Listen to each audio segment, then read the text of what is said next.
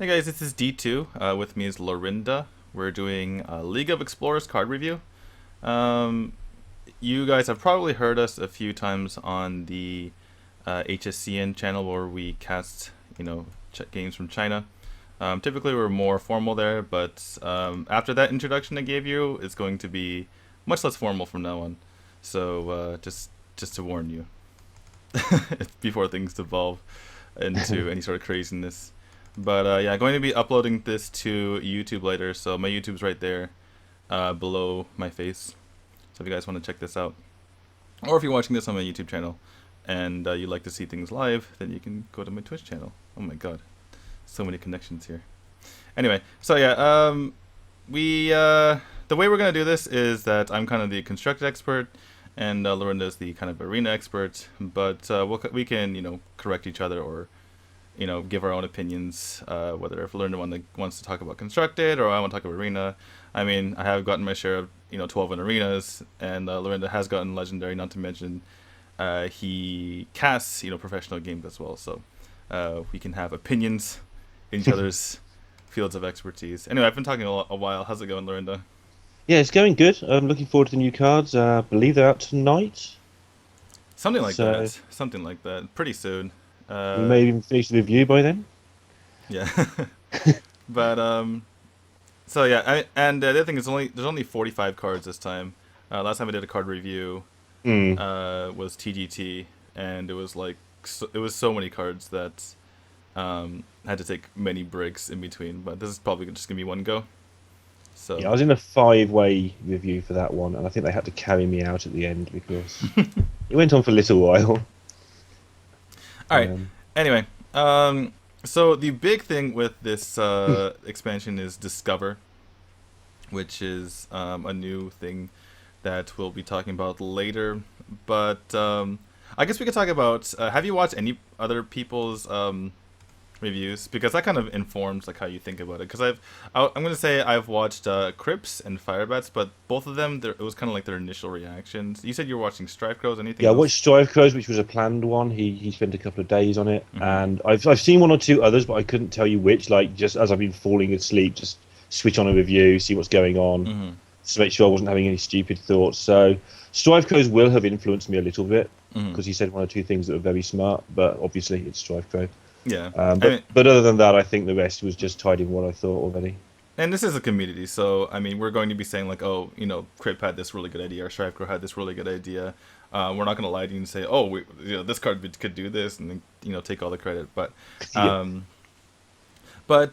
we will be trying to, find uses in cards, and maybe I mean, we're more or less optimistic, right, Lorinda? So we'll try Hmm. to find uses for these cards in ways that maybe other people downplay. Yeah. So Yeah, we'll we'll do our find best. something for everything. Hopefully, there's got to be Hopefully. something you can do with these cards. Yeah. You can put them in your deck and then lose, and then but I don't know. Anyway, Great optimistic start there. Yep. nice. All right, so let's just get started without any further ado. I got these off Hearthhead, so the order they had them in was kind of alphabetical, but not really. As we're gonna start with the Ginny of Zephyrs. As you can see, that's not an A, it's a D. So anyway, let's just start with this card. We're gonna go with neutral first, and then we'll get to the classes later. So I think this is pronounced Ginny of Zephyrs. I'm not sure. It I'm having is an an issue. I can't see the card. 1 second. There you DJINNI. So the card is a 5 mana 4/6, and it says it's an epic card for arena purposes, or if you want to craft it.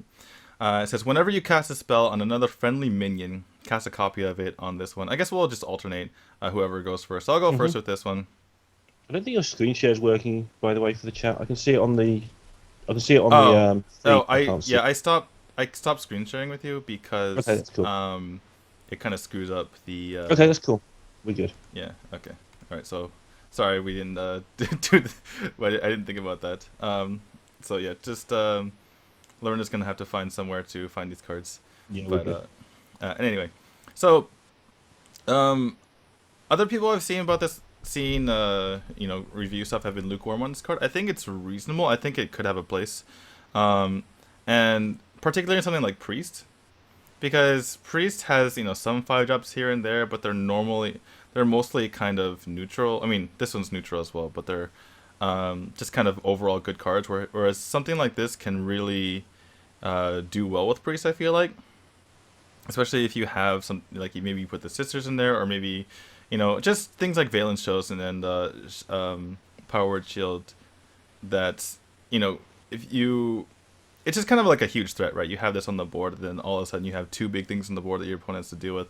I think there's definitely potential, at least in Priest. The other buff classes are like Druid and Paladin, kind of, but I don't see that happening there. What do you think? Yeah, it looks obviously, as you say, it's just going to have to be in a class that's buffed.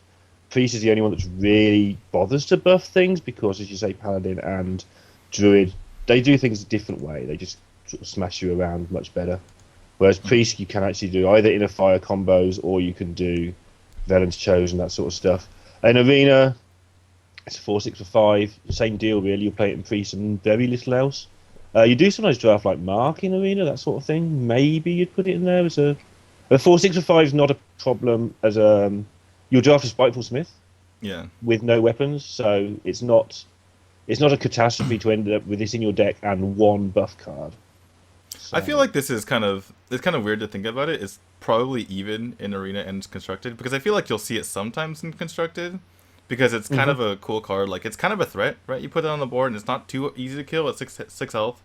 It's actually easier to kill a 5/5 for 5 than it is a 4/6 for 5. And then from there, you can just drop a Twilight Whelp and then buff that, and this guy gets buffed too. And then all of a sudden, you're looking at what, a 6/10 if you've buffed if you put a Valence on it, and you have a buff Twilight Whelp as well. So I feel like it has a good chance of being in Constructed, and then like you said in Arena, it's like reasonable, but you're not going to get any buff cards in Arena anyway. And 5-drops in Arena are kind of annoying as well. Like, there's a lot of them, so you don't really want it as a 4/6 in your Epic slot. But the Epics have a problem in Arena of being pretty poor in neutral. Yeah. And so this will fix that to some degree. It's just like, oh, okay, Genie it is then. Yeah, you don't get a Hungry Crab or something, right? Yeah, exactly. so it might fix that's a bit of a problem they have there. All right, let's go to the next one, which is Ancient Shade, just to get just to go to the actual, card that's in alphabetical order, and it's a 4-mana 7/4. And Battle Cry, shuffle an Ancient Curse in your deck that deals 7 damage to you when drawn.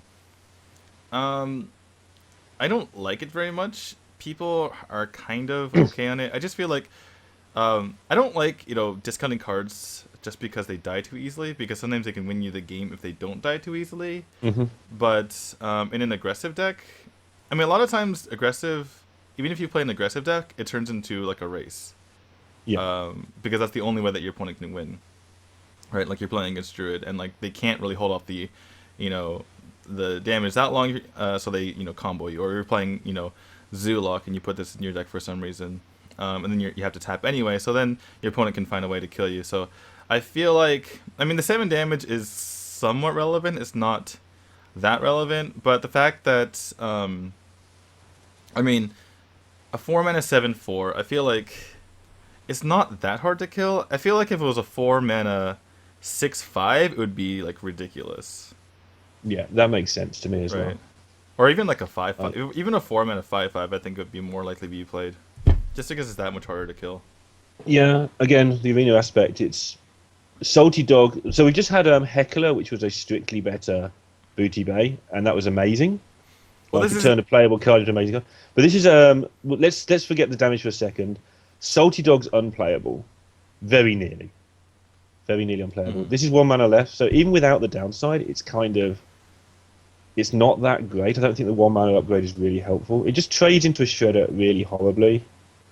It trades with a Yeti badly. I wouldn't say Salty Dog is unplayable. Like, what if it's going against a Wisp, right? You still go Salty Dog. Yeah, you end up with it sometimes, but it's not a card you want. Yeah, it's just probably in the bottom sort of 10-15%. So this card you can play. The 7 damage is actually going to happen to you quite a lot as well. It's not a thing that isn't going to occur. And it's not clear, do we know if you draw another card when you draw the curse, or is that your whole turn missed as well? So does it work like Juggernaut, or does it actually just I assume it's gonna work like Iron straight up Juggernaut. No, disappears. that would be really really bad if you just lose a I'm card. working as if it's Juggernaut, but Yeah, it's probably going to be like that. I'm guessing. yeah, assuming it's like Juggernaut, I think this card is still bad. I mean, you may end up with it in your deck sometimes, but seven's a lot to take. Yeah, I mean, It's also a lot to take in terms of planning because you can never go below 8. I know that's really obvious, but sometimes you're quite happy to go to 3 or 4 to win a game. mhm. And if you have to plan to not go below 8, that's a big difference in your strategy as well. Yeah, I feel like if you're going to be playing such an aggressive strategy, I think you might as well just go Fel Reaver and play a mech deck and then get that out on 4 for 4 mana. You know, and Hmm. even then, people aren't playing Fel Reavers. And Fel Reaver, it's almost, um, strictly better, even though you're, discarding cards. But like, you Yeah, never, if you're playing an aggressive deck, you're never, intending to take the 7 damage anyway. So discarding cards is kind of the same exact thing. hmm So I feel like Fel Reaver is almost strictly better, even though it's 1 mana more, because you yeah, can just play like a Mech Warper and get it out faster. yeah. I mean, Stalag got played, didn't he? I know that there's a No, combo with Thaddeus for that, but he got played briefly in Druid. he got briefly Uh, played in a bunch of things, just like in a control decks. So that was 5 mana, right? Yeah, you don't want to play this in a control deck though. So yeah, if that's the precedent, playing it in a control deck, and I mean, this is specifically aggro. There's no yeah, way. it has to be an aggro, right? Um, but yeah, I'm trying to find a way. I guess you could put it in. There's gonna be a game here or there where, I mean, I can see myself running into this on ladder, at rank, 8 or something, and this guy, made up this deck and he put Ancient Shade, and I somehow didn't have an answer and it killed me. But Yeah, I mean, more okay. If you're looking likely, for positives, like you said at the start, if you put it in something like a very aggressive secret paladin where they can't get to it through the noble sacrifices and stuff, yeah, something like that. something like that. Trying to give it a go. Yeah, it's just kind of like, I mean, Comes back to life as a 7/1. I could see some kind of like budget deck where someone decides to play aggressively with this. Hmm. I can see a world in which this is played. Let's just put it that way. It seems very bad. I can see a world in which it's played though. So stick it behind secrets and annoy a Tron. It comes back as 7/1 when I it think you dies. just YOLO it. I think you just kind of like YOLO it. It's kind of like Wild Growth, right? Okay, It's kind top of of the like curve, right? it. Bash. Here it goes. It's I know we're spending a lot of time on this card, but I mean we might as well. There's only 45 cards, and some of them are Hmm. kind of we can just dismiss anyway. Some of these cards, but I think this card's kind of interesting. It's likely going to be not played, but I think you could just YOLO it, right? Like for instance, Wild Growth. It's not good in the end game. It's not good in the mid game, but when you draw it Yep. early, it wins you like 10% of your games outright, or Yep. like 20%. Like you or like you'll or 20% of those games, but then you win like a significant portion of them. Like it wins you. It just outright wins you some games having Wild Growth into a perfect curve. Whereas I feel like this might be kind of the same, like indirectly kind of the same idea. You just YOLO it, and it's Yep. like sometimes you just kill your opponent. I'm pretty So sure one of us will lose to this card at some point. Like it's going, you just lose. They'll just put it on the table, and it'll be like, damn, I don't oh have my yeah, shredder. dang it, I don't have my removal spell. I don't have exactly. my shredder. I've lost. Yeah, exactly. Or So like yeah, maybe like a druid, like you innervate it out, and you're like, oh, I don't have yeah. anything Okay, that that's does. 21 before I play anything. Yeah, so Yeah. I feel like it could do something. Anyway, forgot to mention, you guys in the chat can ask us questions. We will answer them as best as we can. So don't be shy. All right, let's get to the next one. Don't know how to pronounce this at all. Anubisath Sentinel. It is I don't know. I'm going to go with your pronunciations on everything. I think. okay. Anubisath, I guess. Anyway, 5 mana, 4/4. It's a common card. Death Rattle. Give a random friendly minion +3/+3. So what Firebat said about this, and I completely agree, is that the tempo you get from like most you the way this card works is that for you to get the tempo, you need to be ahead on board, and by playing this card, you fall behind on board. So it kind of hurts itself in a way. Like Hmm. the tempo that you want to gain, you lose by playing this card in the first place. Yeah. So it's like a bad version of Overload, where it's actually backwards to Overload. So Yeah, I agree exactly. entirely with that. And You can play around this sort of card a lot. Like, you don't play Dark Cultist for the buff. You play it because it's the best 3/4 available. Yeah, I mean, it's on curve, it's good stats, and then it has a buff on top of it. Whereas you play this card, it's off curve, so now you're giving your opponent a chance to deal with a 4/4, which he can easily do on turn 5 or 6, that's the turn he's going to be on. And then he kills whatever else is on board, he kills this 4/4, there's nothing left, and then you've fallen behind on tempo because you played this card. Yeah, and the same. It's going to be the same in Arena as well. In Arena, you tend to pick off the things in the order you want to pick them off quite easily. Yeah. And there's just better 5 drops. I'd rather just pick a 5/5 Tiger and miss out on the +2/+2 extra buff. Yeah, it's like, this card has like negative charge, right? Like, Negative charge, yeah, you backwards have, overload, yeah, all yeah, bad things for it. yeah, exactly. Like, people talk about Blessing of King, that's like, it's a 4/4, but it's with charge, you know, because you can play it as long as you have a minion on the board. You can charge with that minion with the extra stats. This guy is like negative charge. You don't get it till later. You can proc it yourself, but usually not. There is, I guess, there's this sort of card. One thing, if we're going for the positives, in constructed at least, this sort of card is the sort of card that you forget about, and someone makes this wacky combo with it in a year's time that you forgot about. And for some reason, giving something the +3/+3 is really, really relevant. Oh yeah, yeah, yeah. It just like in the future, there's some sort of combo. Yeah. Yeah, but for now, I can't see why it would be used. For at now, all. I feel like Ancient Shade has a better chance of working than this card. Mhm. All right, next card, Arch Thief Reform. Oh my god, I forgot to get the dang it, I forgot to get the powerful artifacts. I guess we can I can go online. And I find think that I for can you. remember 2 of them, and one of them's good, and it's not the one. All right, let me just try to find that for you guys. Hold on. Because they're worth knowing, these artifacts, for sure. Kind of. Yeah. This is the problem that this is what everyone did wrong with Doctor Boom, by the way. What? Everybody did their reviews, went, oh, 2/1/1 boom bots, oh, they explode, that's nice, they must do a point of damage. Nobody looked up what they did. Yeah.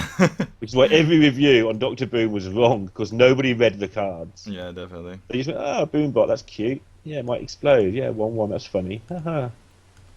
Where? How And then- come I can't find these artifacts? What is going on? Let's see. Anyway, I while I'm looking for it, I might as well read the card. It's 9 mana, 7/8 legendary, neutral legendary, and it's a battle cry. Discover a powerful artifact. All of artifacts are 10 mana. Yes. I One can, gives +10/+10 to Yeah. a minion at the end of turn. I can tell you what they are. I just don't know. I just don't know the names of them. So they're all 10 mana. One of them gives +10/+10 to a minion. The other one fills your board with 3/3s. I don't know, like 3/3 spiders or something like that. And then the last one is do 10 damage randomly. Like what's the paladin card that does 8 damage? Avenging Wrath. Avenging Wrath. That's 8 damage for 6. So 10 damage for 10. It feels really, really bad. Why couldn't they do 10 damage for 8? I don't know. I don't understand. I guess they have to cost to work on curve. So you play this guy on turn 9, then you play his artifact the next turn for some sort of flavour. Like he steals the artifact and then he uses it against Unless you have double Narcissus on the board, then what? No, just kidding. Sure, yeah. Why can't I find these things? Hold on. Anyway, just trust me. That's what, whatever. So it feels one of them does +10/+10. The other one does another one does 3/3s all over the board, and another one does 10 damage for 10 mana. And I feel like if those were like different costs, I feel like if those were 8 costs, like I know that the 3/3s on the board is kind of crazy. Yeah, that's a game. Can we agree that's a game-winning spell? Kind of. I mean, you just get Hellfire and they'll die. But I mean, you've still got the 7/8 on the board, right? You've got to get sort of Siphon Sold and Hellfire. but let's say you're playing against a druid. I guess if you play against a druid, it gets BGH'd. Like against a class that usually runs BGH, like druid. But then you fill the board with 3/3s. Then you fill the board with 3/3s that you can't deal with. I Right? guess the important thing is you get to discover it, right? Like, so you get to pick it. You get to pick which one. Oh wait, yeah, of course. I've not even paid attention to that part of it. So you choose the game-winning one, right? Yeah, we didn't Yeah. mention this before. Discover means you get the choice of 3.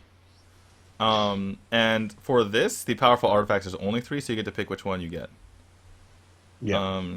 And Yeah, so you can kind of pick which one, works best against the class. Like if you're playing against Druid, you could just go for the 3/3s. Like they cannot deal with that.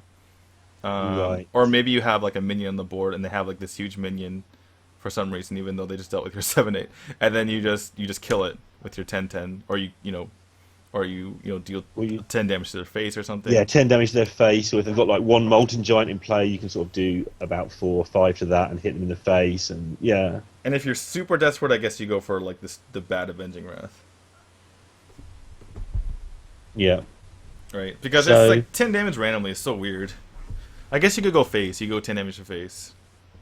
yeah, I mean, if you've got the board cleared, you play that. If you're against Druid, you play the 3/3s. If you're against if you're still in the game somehow against some aggro deck, having spent this on turn 9, then you just blow them up with the Avenging Wrath card. Yeah.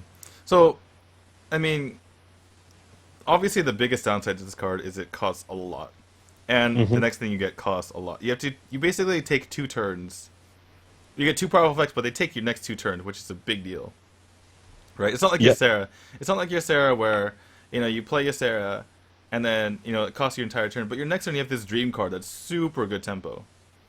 Like all your Sarah cards are amazing tempo the following turn. Even I guess Laughing Sister isn't that great, but the rest of them are like really good tempo, right? Hmm.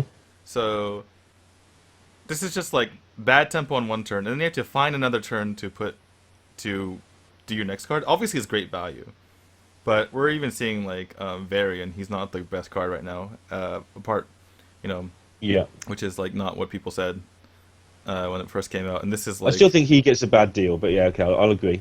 Because no one's playing it. If it was that great, someone would be playing it by now. So yeah. as far as Arena, I mean, this is your expertise, but as far as Arena, this feels like an amazing card. Yeah, in Arena you pick this, and if you get to turn 10, you've won.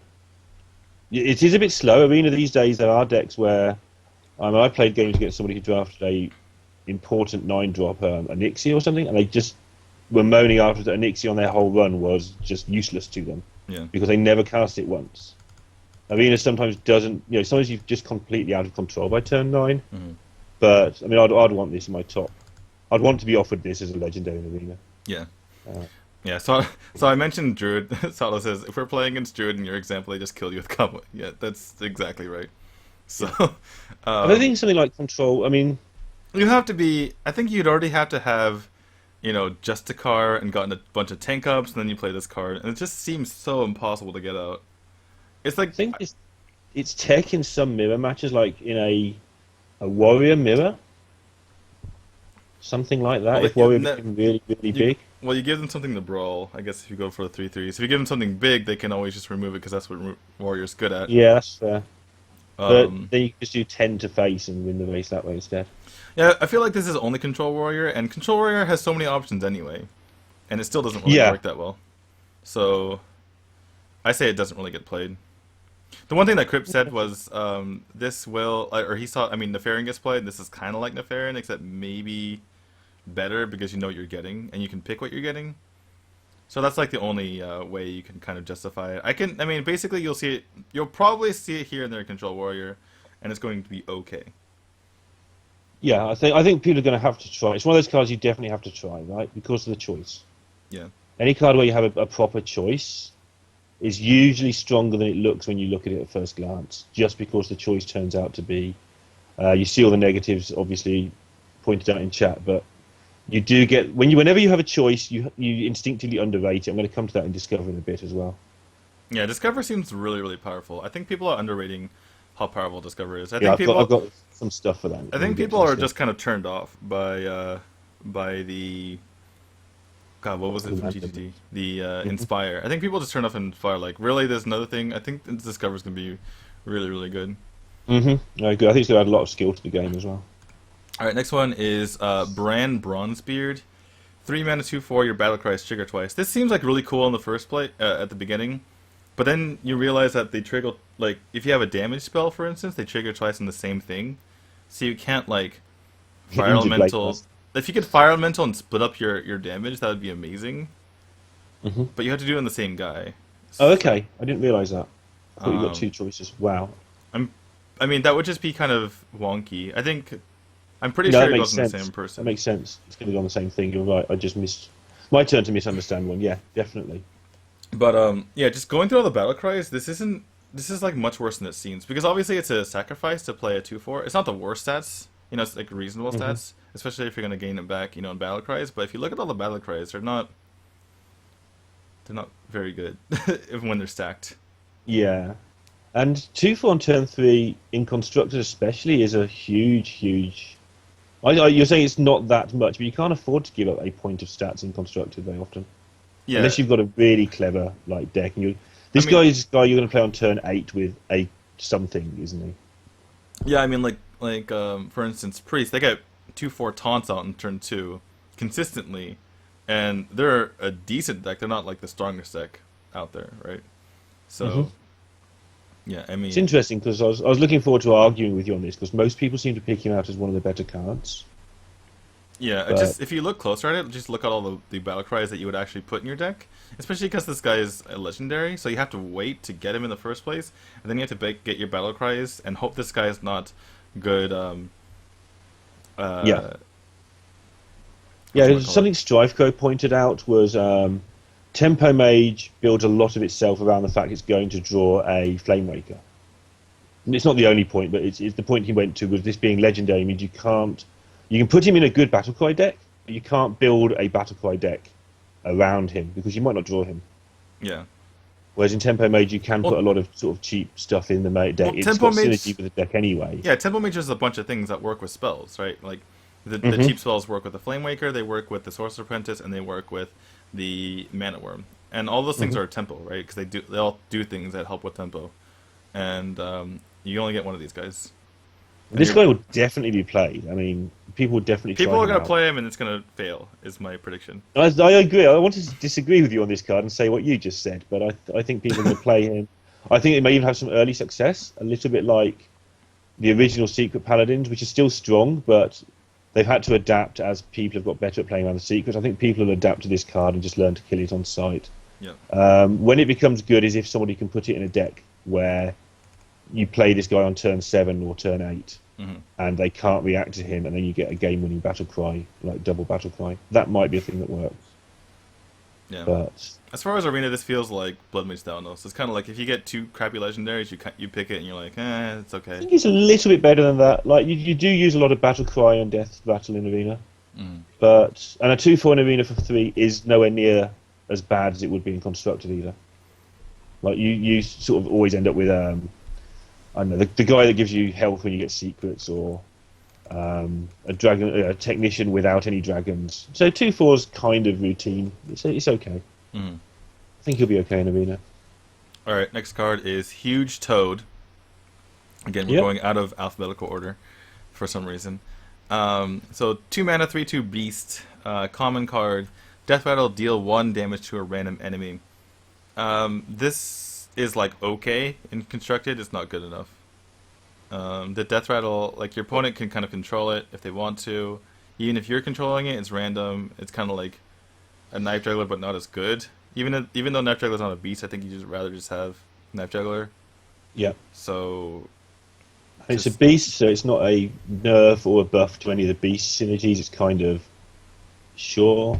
it's a tiny, It, tiny buff to Shredder, because that's kind of good, because you get the Death Rattle. yeah. What about web spinner? Same sort of deal. No, it doesn't matter. No, It's just I'm saying oh, with with Shredder. with If you get it shredder up as a Shredder, 3-2. this is better than most 2-drops. Okay, To be yeah, fair, because you get the death. You actually because most of them are battle cry that you don't get to use, and this is a death rattle that you do get to use. Okay, I can go with that. yeah. But that's a 1 in 100 now. So, Power creep on Bloodfin Raptor feels bad, man. but yeah, it's one of those cards that I think people will play who haven't got full collections. It'll be absolutely fine. Not like this. Like just Uh, some aggro deck, yeah. aggro cheap deck. I think it'll be fine in those sort of decks. 3 point of damage, but it's not knife juggler, right? Yeah, there's better things you can do even for a cheap deck.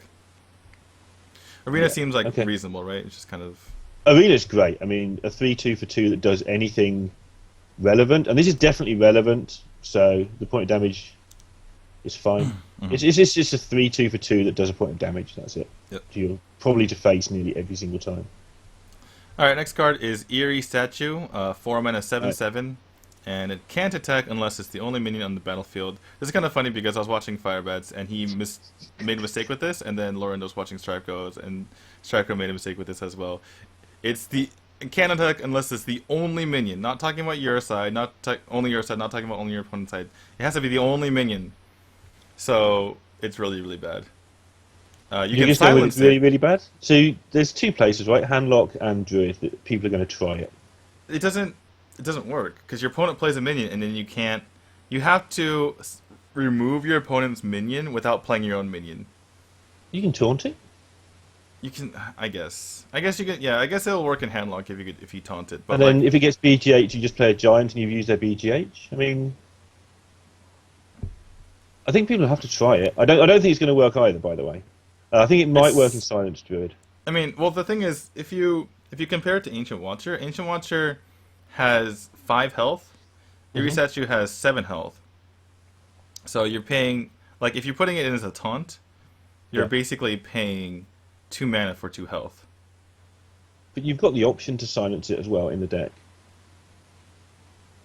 You might as well. I'm going to argue a bit with this. I think this has got to be You might as well tried. play an 8/8 for 4 mana in the form of a Mountain Giant than playing the Eerie Statue. But they've only got so many BGHs. There's not enough room. Let me tell you right now. There's not enough room in Handlock to put this in. There's so many things you want to put in Handlock. There's silences. There's BGH. Wouldn't swap out a Twilight Drake for one of these and try it? No. You wouldn't? Straight up, just wouldn't? No, I would not. You know what you can do with the Twilight Drake? You can taunt that up too, and it has Sure, more health. no, sure, it has but, even more yeah. health. What else could we play this in? Anyway, so Watcher Druid was a thing a long time ago. All right, people in chat are saying Wailing Soul hype. Yeah, I was just about to go there. I didn't see the chat. I always look at this chat after I've done. Hi, Rapid. Yeah, the eerie statue could go with the silencers and Druid because you've got 6 silencers now. If you play Watchers and these guys, you've got some big stuff. I think people have to try that. It's also just one of those cards. You look at it, it's overpowered, it does nothing. Someone will find a way to use this creatively. Someone like Dark Onyx will turn up to a tournament and win it with this card. And then people will realise they played around it wrong and it will never be played again. I guess. So I guess here's the thing. It looks, horrible, and then, you start theory crafting, you can do this and this and that.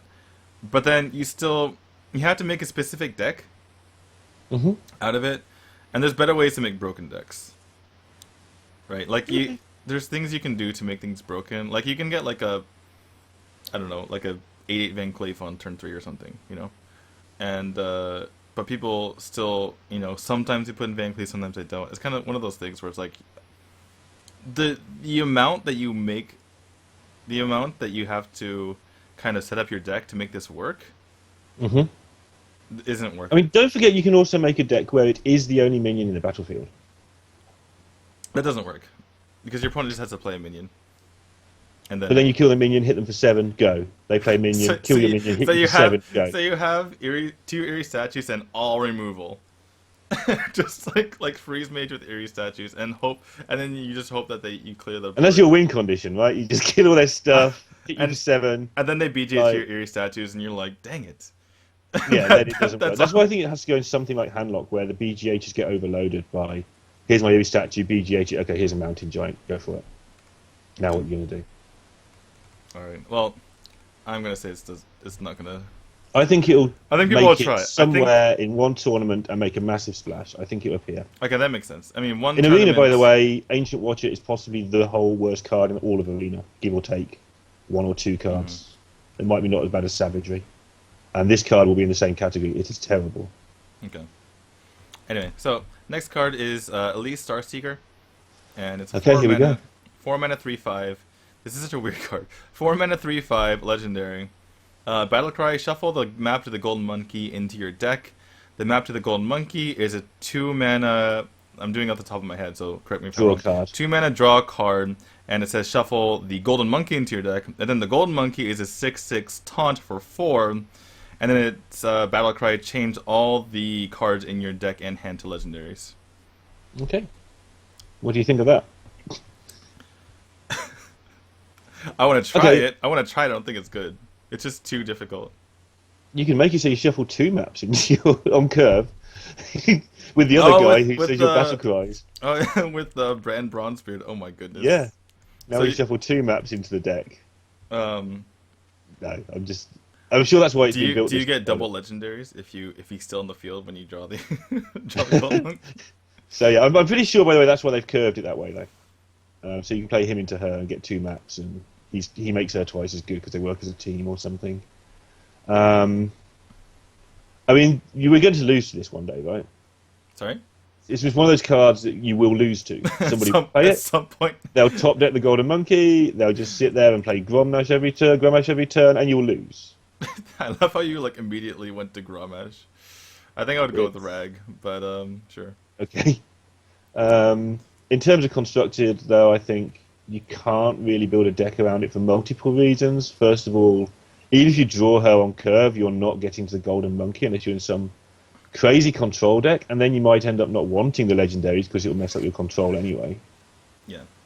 I think in Arena, I mean, by the way, you're not getting the Golden Monkey until turn 10, by the way, until you have 10 mana. So that's the whole problem with, even though the Golden Monkey is 4 mana 6/6, you're not playing it until turn 10. So by that time your opponent can deal with it anyway. It's a 10 mana 6/6, right? Not really. You can do other stuff with your mana, but Except you turn all your cards into legendaries that you now can't cast with 6 mana. Because they all cost 8. very true. Just hope you have just hope you have Sylvanas. No, what you do is you wait. Actually, I'm getting confused. Anyway, just play Sylvanas. And then you end up with a deck full of Elise Starseekers that don't do anything because your deck's already full of No, legendaries. but then you get another Golden Monkey, and then you get another legendary, or then you turn them into legendaries again. Did they change the new legendaries? What's the card text say on Golden Monkey? I don't know. We need to find out. We need to get the Golden Monkey and bounce it. So yeah, I think from the way we've taken this conversation shows what we think of this card. It's thing going is, to be like, funny. the We're going to thing have a is, laugh with it. You need so much card draw for this to work. That, like, what deck would it work in if you were to like, it doesn't work with like Freeze Mage. Control Warrior. You just get to the last 3 cards, they turn into legendaries, but your deck's already full of legendaries. Your deck's already legendaries. So and they're legendaries that you want. Yeah. Maybe it works in a deck where you can afford to play a 3/5 for 4. How bad is that as a starting constructed? How terrible is it? That's fine. Is it fine? It has enough health. Like, things like Vile Teacher are actually pretty annoying because it's hard to kill them. Like, anything that's a threat. Although this isn't a threat. Rogue? This doesn't count as a threat though. That's the problem. Like, it's already So what done. about Rogue, where we're playing sprints and stuff? Yeah, Rogue. The thing with We control Rogue the is game, that, we like, it kind of can makes roll. sense. The thing is, usually when you're drawing so many cards, you're going to be running out of cards by the time you get the Golden Monkey. So you have like 5 cards left in your deck, and then, okay, I guess there are legendaries, but... So, okay, so we said we're going to try and find a use for cards, for everything that makes any sense. This is a card we need to try and find a use for. What about Rogue's weak against Warrior? I mean, Rogue is the damage? biggest thing that I can think of for this one, or the best thing And that I can it think of. fatigues out a lot Rogue? against Warrior. Rogue, you run out of Warrior, you run out of damage. So against Warrior, if you play her down, you are now going to get damage in your deck. Mm-hmm. And if you don't get that, it doesn't matter because you're beating normal decks the normal way. Yeah. Rogue is probably the closest thing I can come up with that it'll work. Yeah, that's cool. I think I can't think of anything unless there's someone comes up with again some clever build, which is why she's there, right, to make people think of clever builds. But with her game, it's got the legendary problem. She's legendary. You can't build around a legendary. So yeah, well, maybe she's just one of the Violet. Unless you just draw a bunch of cards and you're like, have Thorus and whatever. Because Anyway. Warrior would be pretty sick if you played this in Rogue. Like it is tech against Warrior. It is like suddenly all my crappy card draw things that I can't kill you with are really scary. It's something to try, I guess. Because Yeah. if you're in a battle with like Druid, which is a more even matchup, is it good to get legendaries in your deck, or is it bad? Would you rather just have your tempo cards? But if it's in place of a Violet Teacher and you miss a couple of 1/1s that would have got swiped, is it that bad? I mean, you'd rather have the 1/1s and make them swipe it, but it's not necessarily game ruining not to have those 1/1s if you try this girl instead and she gives you a good matchup against Warriors. You really like fixated on Warriors, aren't you? I hate the fact that Warrior just has some matchups it wins without having to play the game. Yeah, Although that's we true. we saw at BlizzCon that's not quite true, but you know what I mean. Mhm. It's okay, but yeah. Yeah, I'm like, the thing is, I don't even know what to think about this card, which is why I don't really want to. I want to go on. Mm-hmm. It's Okay, kind of like good. Let's move. I feel like just someone will make it work, and it might. It's not going to see widespread play. I can guarantee that though. Okay. All right.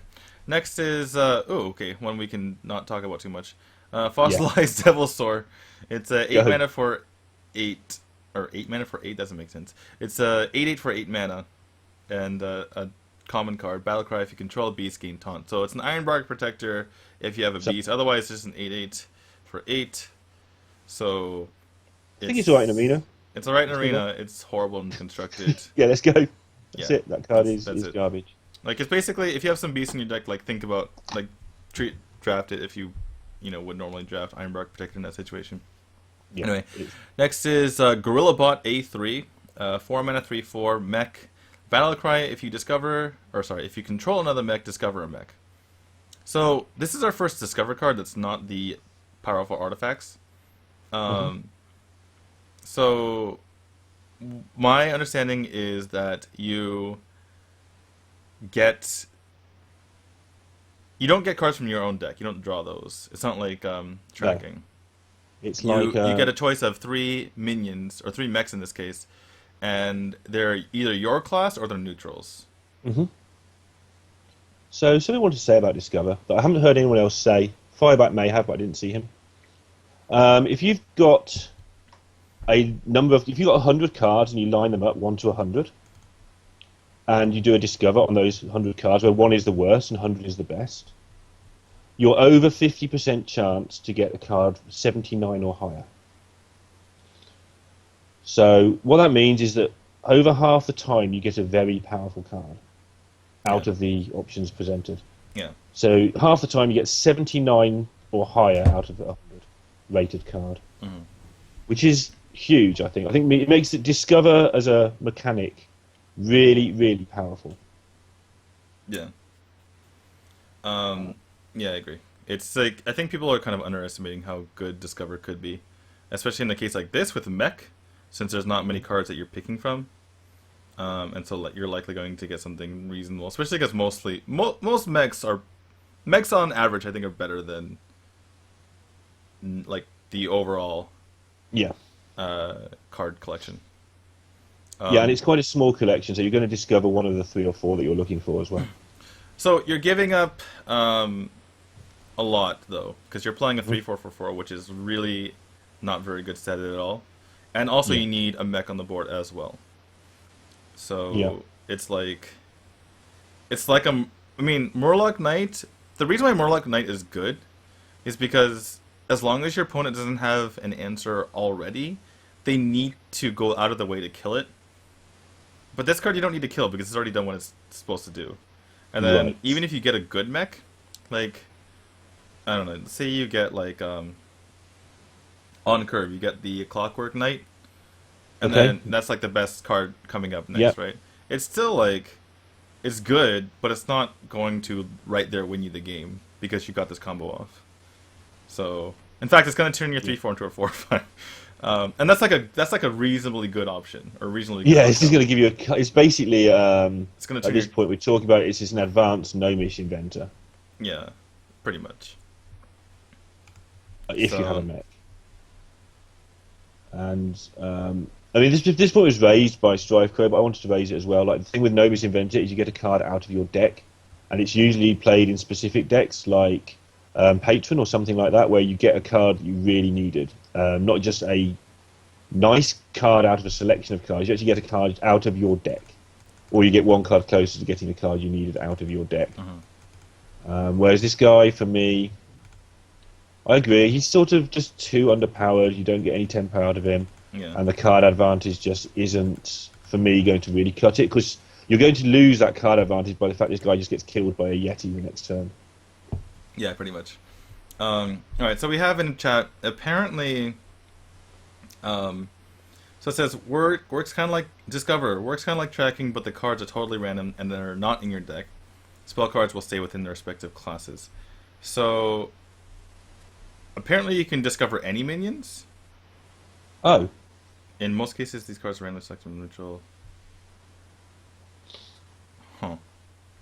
So it's still hard to tell. I mean, it doesn't really make much difference as far for as mechs it makes no. For this card, it makes no difference. For yeah. some of the There cards, might be a difference in the future. So if you guys can keep researching that for us, that'd be awesome.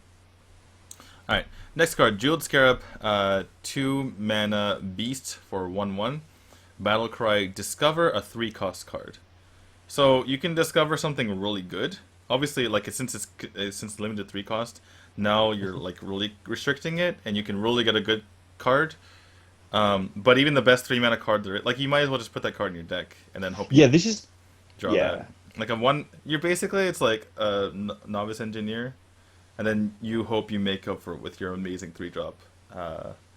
Which It should be. maybe, and if you have bad luck, you might even get a good 3 drop. So Yeah, I couldn't think of a way. I think there's going to be a big difference, by the way, between Constructed and Arena in these. The previous card I didn't like in either. This card I don't particularly like in either, but Novice Engineer is playable. yeah, And the downside of Novice Engineer in Arena is that it's usually a desperation move to please, can I top deck my 3 drop? Well, this solves that problem. yeah. So if you're in a situation where you've got this or Novice Engineer, this is just so much better. Because if you are stuck with it in your opening hand, at least it solves your next turn. Yeah, and But for Constructed, I don't see why you just wouldn't play more 3 drops in your deck in the first place and get your curve right. yeah, in constructed, this is like Paladin hero powering on turn 2 because they always get muster on turn 3, right? So, Yeah. um, it's not very good. It's just too much tempo lost. Probably good in arena. It's probably okay in arena, not good in constructed. All right, next card, Naga Sea Witch, 5 mana, 5/5. It's an epic card, and it says your cards cost 5. Um, a lot of people are saying this card is really good. I don't, and the reason isn't because its effect isn't strong. The reason is because the deck you would have to build to make this work would be really bad if you don't end up drawing this card. Like, say your hand is like, 8, 9, 10, whatever, right? And then you don't draw this card, then you just lost the game. Interesting. Right? And, like, obviously if you draw it, you can kind of get an amazing, turn the next turn with some sort of 10 drop. But, like, is Are you that... being a bit greedy, though? Like, I'd be tempted to use it like a wild growth into 7s. So it doesn't completely wreck me if it goes wrong and I don't draw it. Like, if I was going to play you can't obviously innovate this guy out because it all goes wrong after that. But some sort of just on curve in Druid with loads of 7s in, where it's not a disaster if it goes wrong because you just play and innovate in that deck on turn 5 and innovate out the 7 anyway. If you don't draw this, but if you draw it, you get to play a on curve Ancient of Law on 6. So, what if you... Um... So you have your 7s, right? And then you play this on 5. Then turn 6 you play like an Ancient of Lore, which you're only getting 1 mana, by the way. It's like Mm-hmm. not even that great. And then your opponent says, "I'm not going to kill your Sea Witch. Everything costs 5 now." Sure. And they just kill off your other guys, and then now you can't do anything, and you have to sack this guy first if you want to do anything. I can silence it. in my 7/7. Okay, so no, that's fair. So they stun this in some way with an Eldor Peacekeeper or something, and just make it useless. Then everything costs 5. I mean, obviously, I okay. wouldn't play in a deck full of 10 drops. The thing is, I think I agree with the you on thing that. is, like, say you're playing this in the Control Warrior, like you want to have like a huge tempo turn, right? You play this on 5, they don't have an answer, and you play like an 8 drop, like Rag or something, right? That's not that different from playing like a Thorison into a Rag. Like, obviously, it's like a turn earlier, but um, I feel like the dream is not gonna, like the dream, quote unquote, it's not gonna come very often. Where you're gonna have 2 huge legendaries, and if you have a deck that is conducive to having, 2 huge legendaries often in your hand, if you don't have this card in the first place, you're gonna lose. What about playing this on turn 10 in Control Warrior? So you play Sea Witch into Rag or That's Grom, reasonable, but then Varian Win or something. yeah, that's reasonable, but you might as well play Variant at that point. It feels like, Although variant is kind of You play you it with lose things variant, you like just have a 5/5, and yeah, you know what I mean. Yeah, I think you can play this in Control Warrior and have a go with it, and other decks that are that crazy, but mainly Control Warrior. I mean, okay, so I've been kind of playing devil's advocate because basically everyone has been saying this card is pretty good to It really counters good. Sylvanas pretty hard. Like, kill their play this, kill their Sylvanas, and they're stuck with it. Wait, sorry, what? You play this card, then kill their Sylvanas with something else, and they're stuck with this. Oh, I mean, kind of. They could still make good use of it. Except they probably have a deck full of 10 drops in that So kind of don't stuff. don't get me wrong. I'm not saying that it's like bad or unplayable. I'm saying like people are overrating it. I think it will see Hmm. play, but it's not going to be like the downside is just as bad as the upside is good. So I Yeah, it's think going to have to go in a carefully crafted. you might even see people play one of, because if you have two, it might be a dead card in your hand. Yeah, and go with that. And you're thinking the same Control Warrior, Druid, those sort of things? Control Warrior, Druid, maybe Handlock. What else is there's a bunch of expensive stuff. That's basically it, right? Everything else is just too fast. Right. In Arena, I don't know what to think of it. In Arena, I think you play it and find out, and then we'll know. It's one of those I just can't picture how it's going to play out. Because everything you've said makes sense, but also in Arena, playing a 10 drop or an 8 drop on turn 6 is gigantic. Mm. So I think it's probably bad in Arena, but I'll be playing it when it comes up to see. Um, what was this? Naga Sea Witch in the Avion into Profit. Wait, which one? Which one? Is wait, what? If you have this and Avion on the board, which one is like more? I think the one that you play most recently takes precedent. Okay, that's interesting. So I guess this and the Avion would be pretty amazing. All right, next card. Yeah. Murloc Tiny Fin, 0 mana, 1/1. Murloc. It's a Wisp power creep, and I think this is like a reasonable card because it allows you to play more Murloc decks. Like Okay. if you were playing kind of like a Murloc Warlock, for instance, this allows you to kind of unload your hand. Combined with the cards that are coming up, it can basically it gives you the opportunity because you have those turns where you have like the Mech Warper crazy turns, where you Hmm. have like 8 minions on board. Yeah. Something I just said, which is impossible.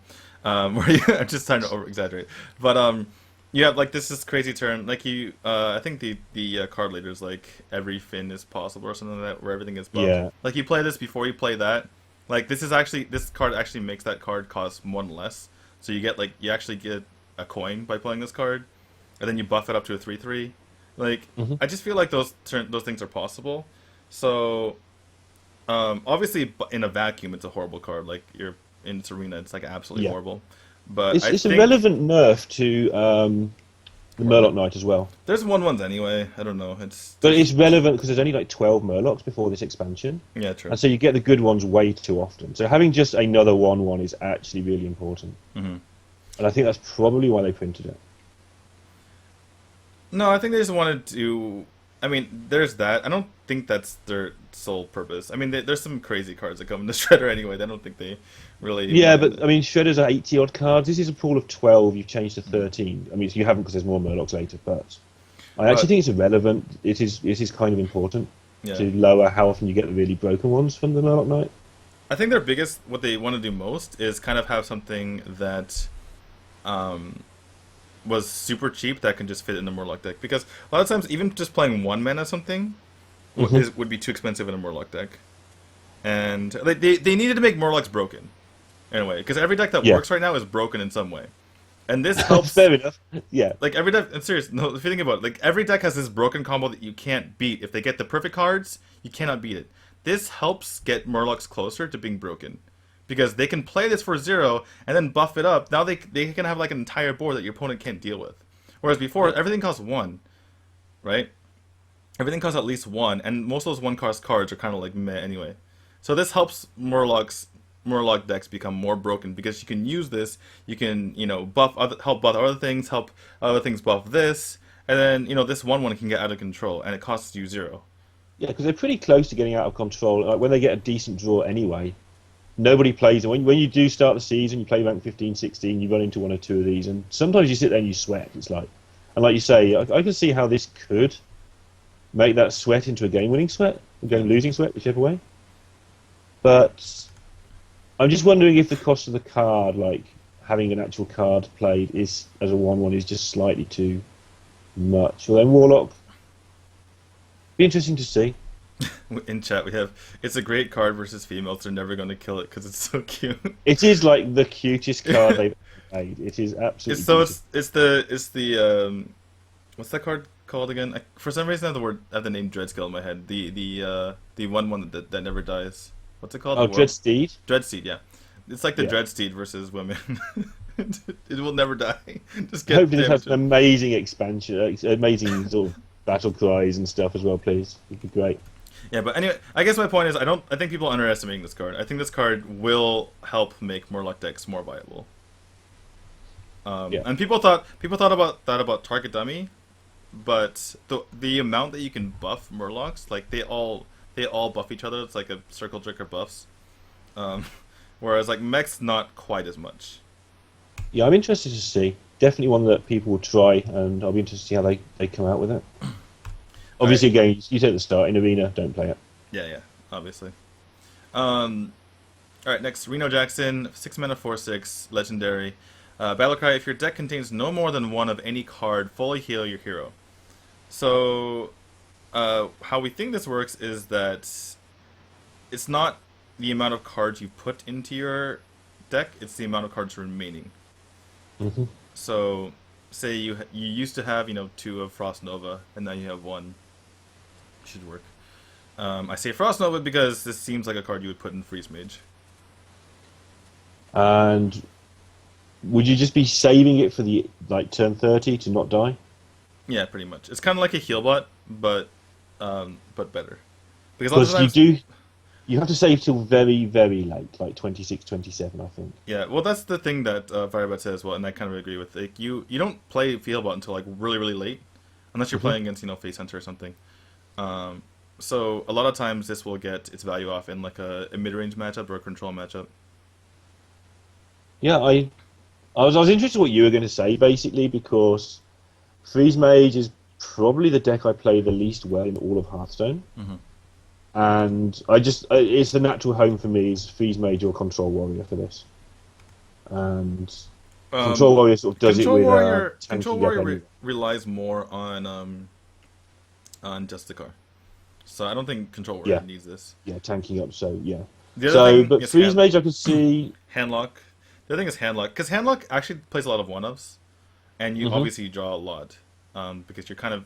Unless you have a really powerful thing to do, usually, you're tapping on turn 2, 3, 6, 7, so...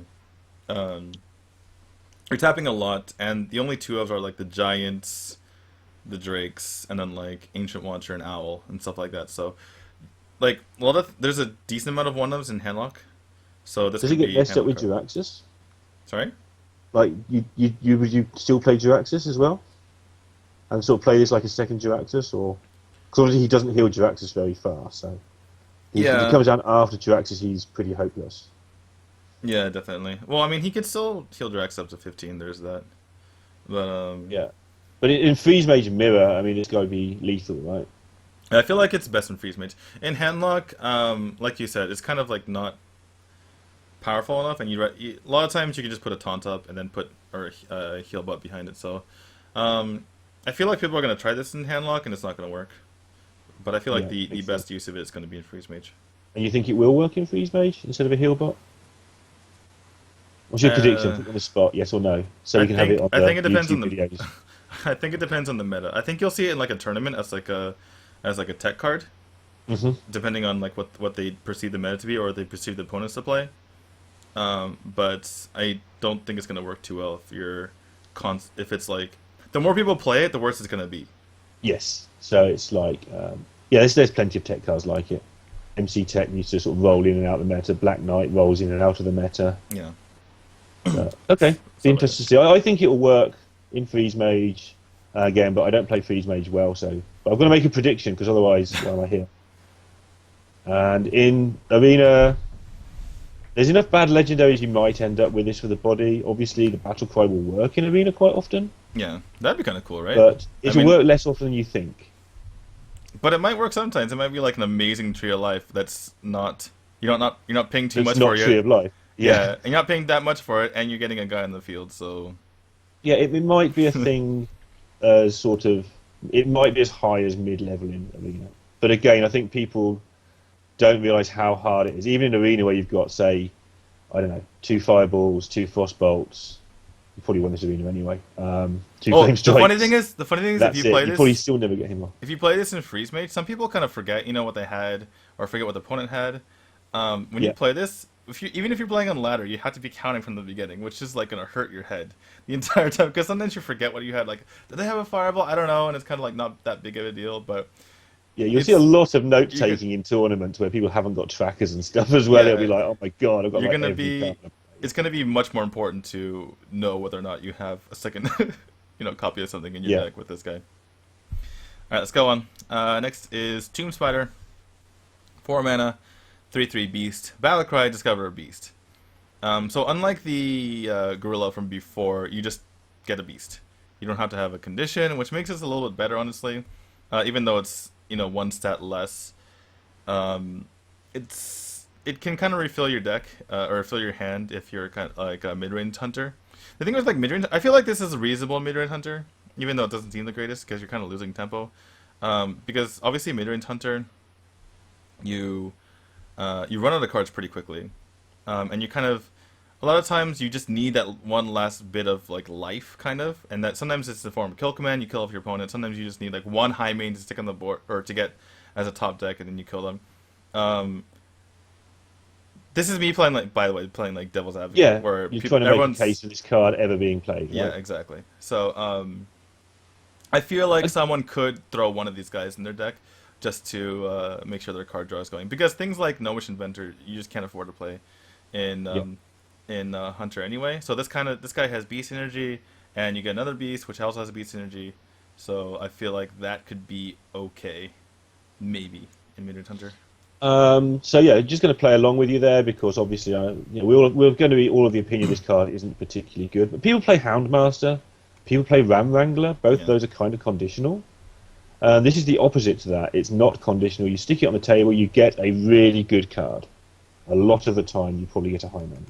Hmm. And this thing of why don't you put two in your deck? Well, you do, but you're not allowed to put three in your deck. So maybe it gets tried out, and maybe it turns out that having three high mains in your deck is a really good deal. Yeah. All right. I can't. That's the I best. can't see it being played for long, right? That's the best we can say for that. I mean, it seemed, but the thing is, then again, I mean, there No Wish Inventor plays stuff, so or No Wish Inventor is played, kind of, sort of, Hmm. maybe. So I think in Arena, this card is a card you would play sometimes. and don't forget, Discover. I mean, you get a good card. And that's another good thing with Arena. Like you get offered three. This card is basically something like a high main that says before you play this high main, you have to miss a turn.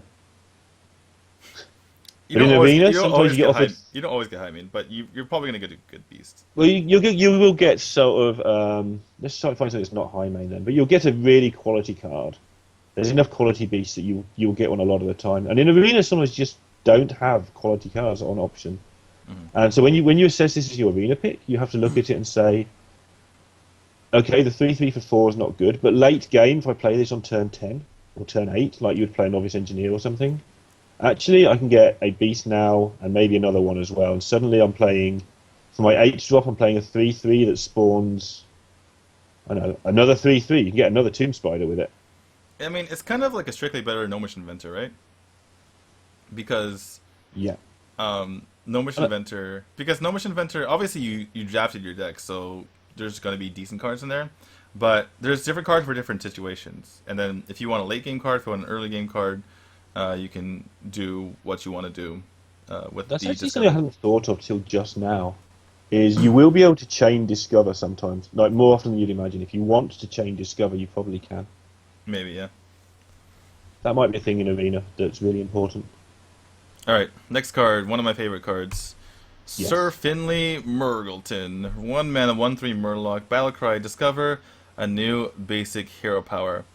And this one's really interesting. And before I talk about um, what the possibilities are, we can talk about the math of Hmm. those possibilities. So, say say you want one hero power. You Hmm. specifically want one hero power, right? Like you want 100 hero power. You're aggressive deck. You just want to shoot them in the face. Um, you have a 7/8 chance of not getting it with the first card, with the first hero power.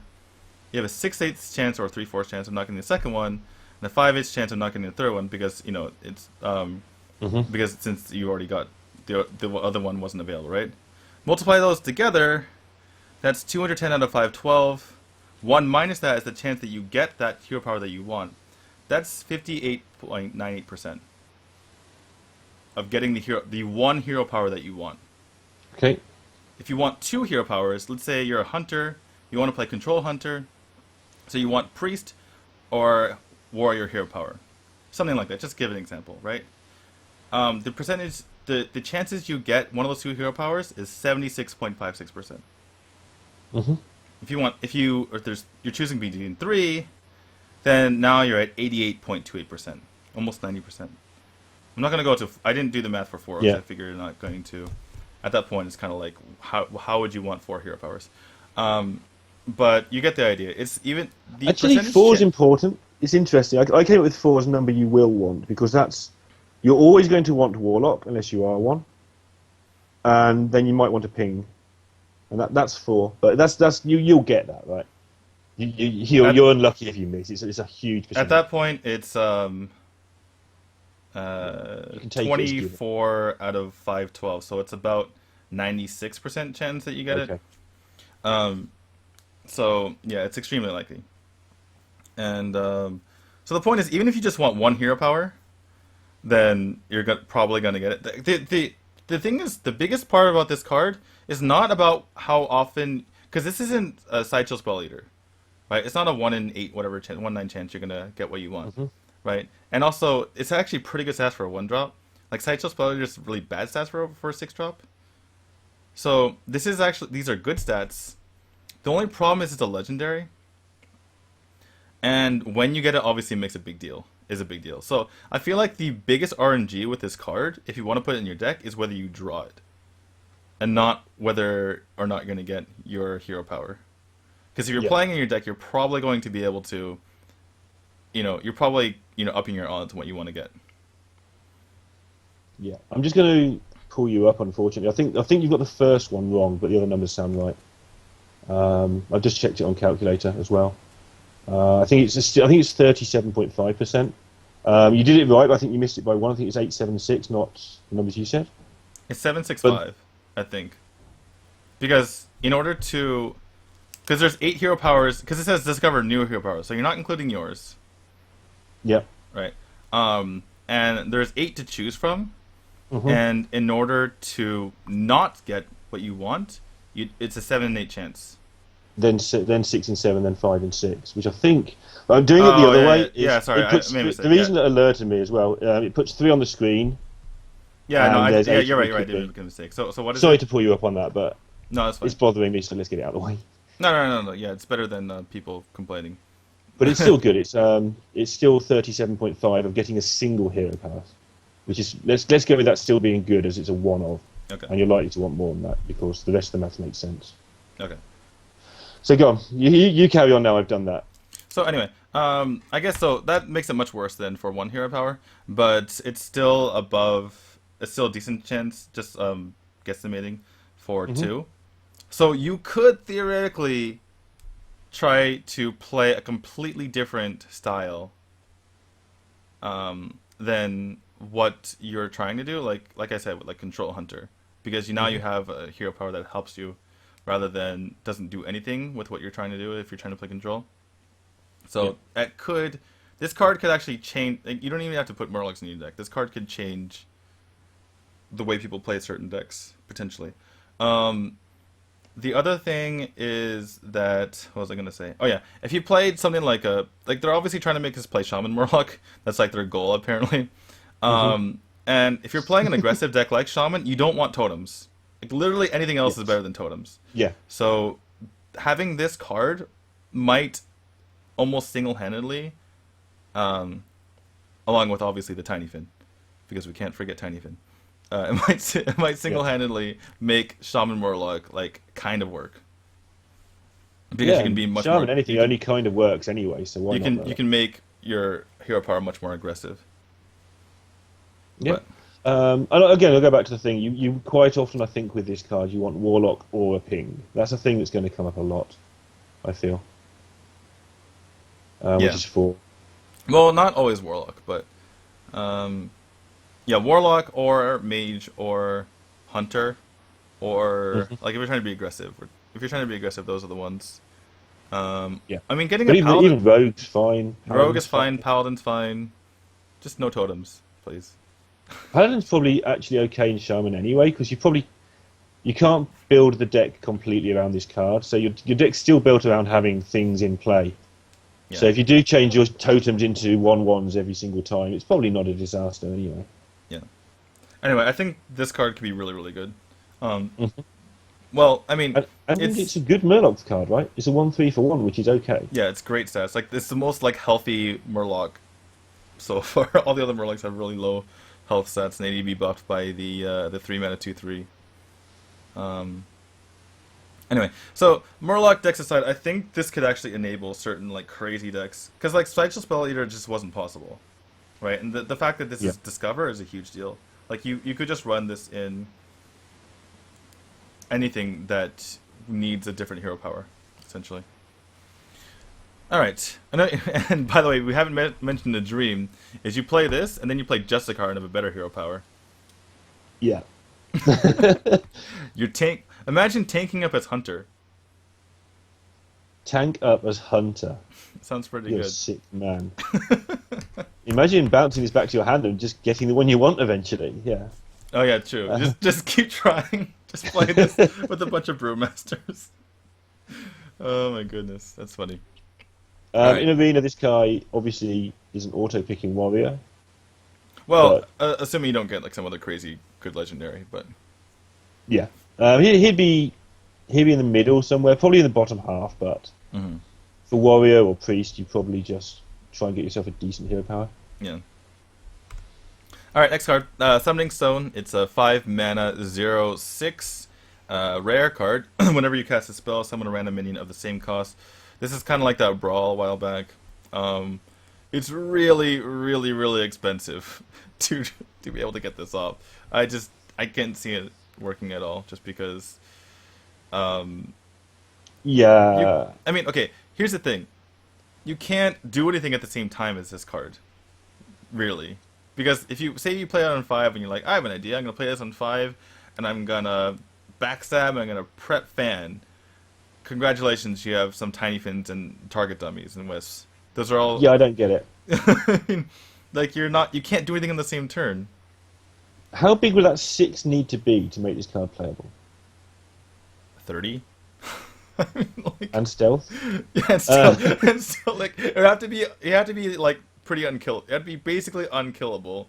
I mean, yeah. I'll give priest, I'll give priest the ability to kill it, but like it has to be such high health that you can't, you know. So go the other way. If it was a 0/6 stealth, would this card be at least it'd be interesting then, right? If it was what? 0/6 stealth. This is how bad this card is. I'm trying to give it a really powerful ability to make it playable. This was a 0/6 stealth, so it just Oh, sat on. you're like you confused me by saying not. I was like, Yeah, I was like, it's not a 6. It's not a stealth. What are you trying to say? yeah. Okay, sorry. If If it we was add zero that in, six stealth, that's actually. But then it kind of feels like the shaman legendary, where you lose tempo, you gain it back later. like the mist caller. Yeah, the mist color. Like you gain tempo back later, but the tempo you lose from that one turn screws you up so bad. I still think it wouldn't be played. That's how bad I think this card is. That's why I asked the question. Yeah, Like, it still wouldn't be played. it still wouldn't be played, even though we just made it broken. Like Kind of. it's We as tried to broken break as we it. could- We tried to we break tried to it. make Didn't it work. sort of a broken version of the card, and it's still, yeah, Yeah, it's still just probably not great. Yeah, not at all. I imagine, yeah, Arena probably horrible too, right? Yeah, I just can't see why you'd play this card. I really just no. All right, next card, Wobbling Runts. 6 mana, 2/6, Death Rattle. Summon 3/2/2 Runts. Um, it's just bad. It seems good. It seems like a super high main kind of, Yeah, but there's not enough attack on the first half. Like you're not yeah. trading very well in the first place, and And then why would you kill it? yeah, and your opponent will never kill it, so you have to kill it yourself. So you're sacking yourself into things and like doing 2 damage And you doesn't do anything. can't because it has 6 toughness. Yeah, she. You're sort of yeah. It would actually be a decent card. I don't really want a theory craft right now, but it would like be 1,000% better if it was a 6/2. Yes. Oh, then it'd be playable. In arena, it probably isn't totally terrible. I don't want to draft this card, but I have the feeling that it may just be okay in arena as a persistent threat that will make 3 runs by the end of the go. I think it's too slow. I think it's bad, and 6 drops is highly competitive as well. Mm. But I don't want to be that guy on YouTube who said this card's not playable on arena. I think it's pretty Oh, decent arena. I don't know, just looking at it. It's like it will probably die, and it will give you 3 guys, which is kind of a good thing, and you can probably buff those guys, which is probably kind of a good thing. I guess But I think the biggest problem, just looking at it from my perspective, is it's a rare. Don't you get pretty good rares in arena? reasonable, and again, you get pretty good 6 drops, and you don't want many 6 drops. Like Yeah, you yeah, want yeah. You don't want this your, competing with your better 6 drops. yeah, that's the main issue. If this is pick 30, and you get this, and your deck's kind of light and awkward, this might be okay. But Mm. I'm not a. That's me done for that one, I think. All right, next one. Actually, we're getting into the class cards, and I kind of need something to drink because I'm really thirsty. So we're gonna take like a 2 minute break. We'll be right back.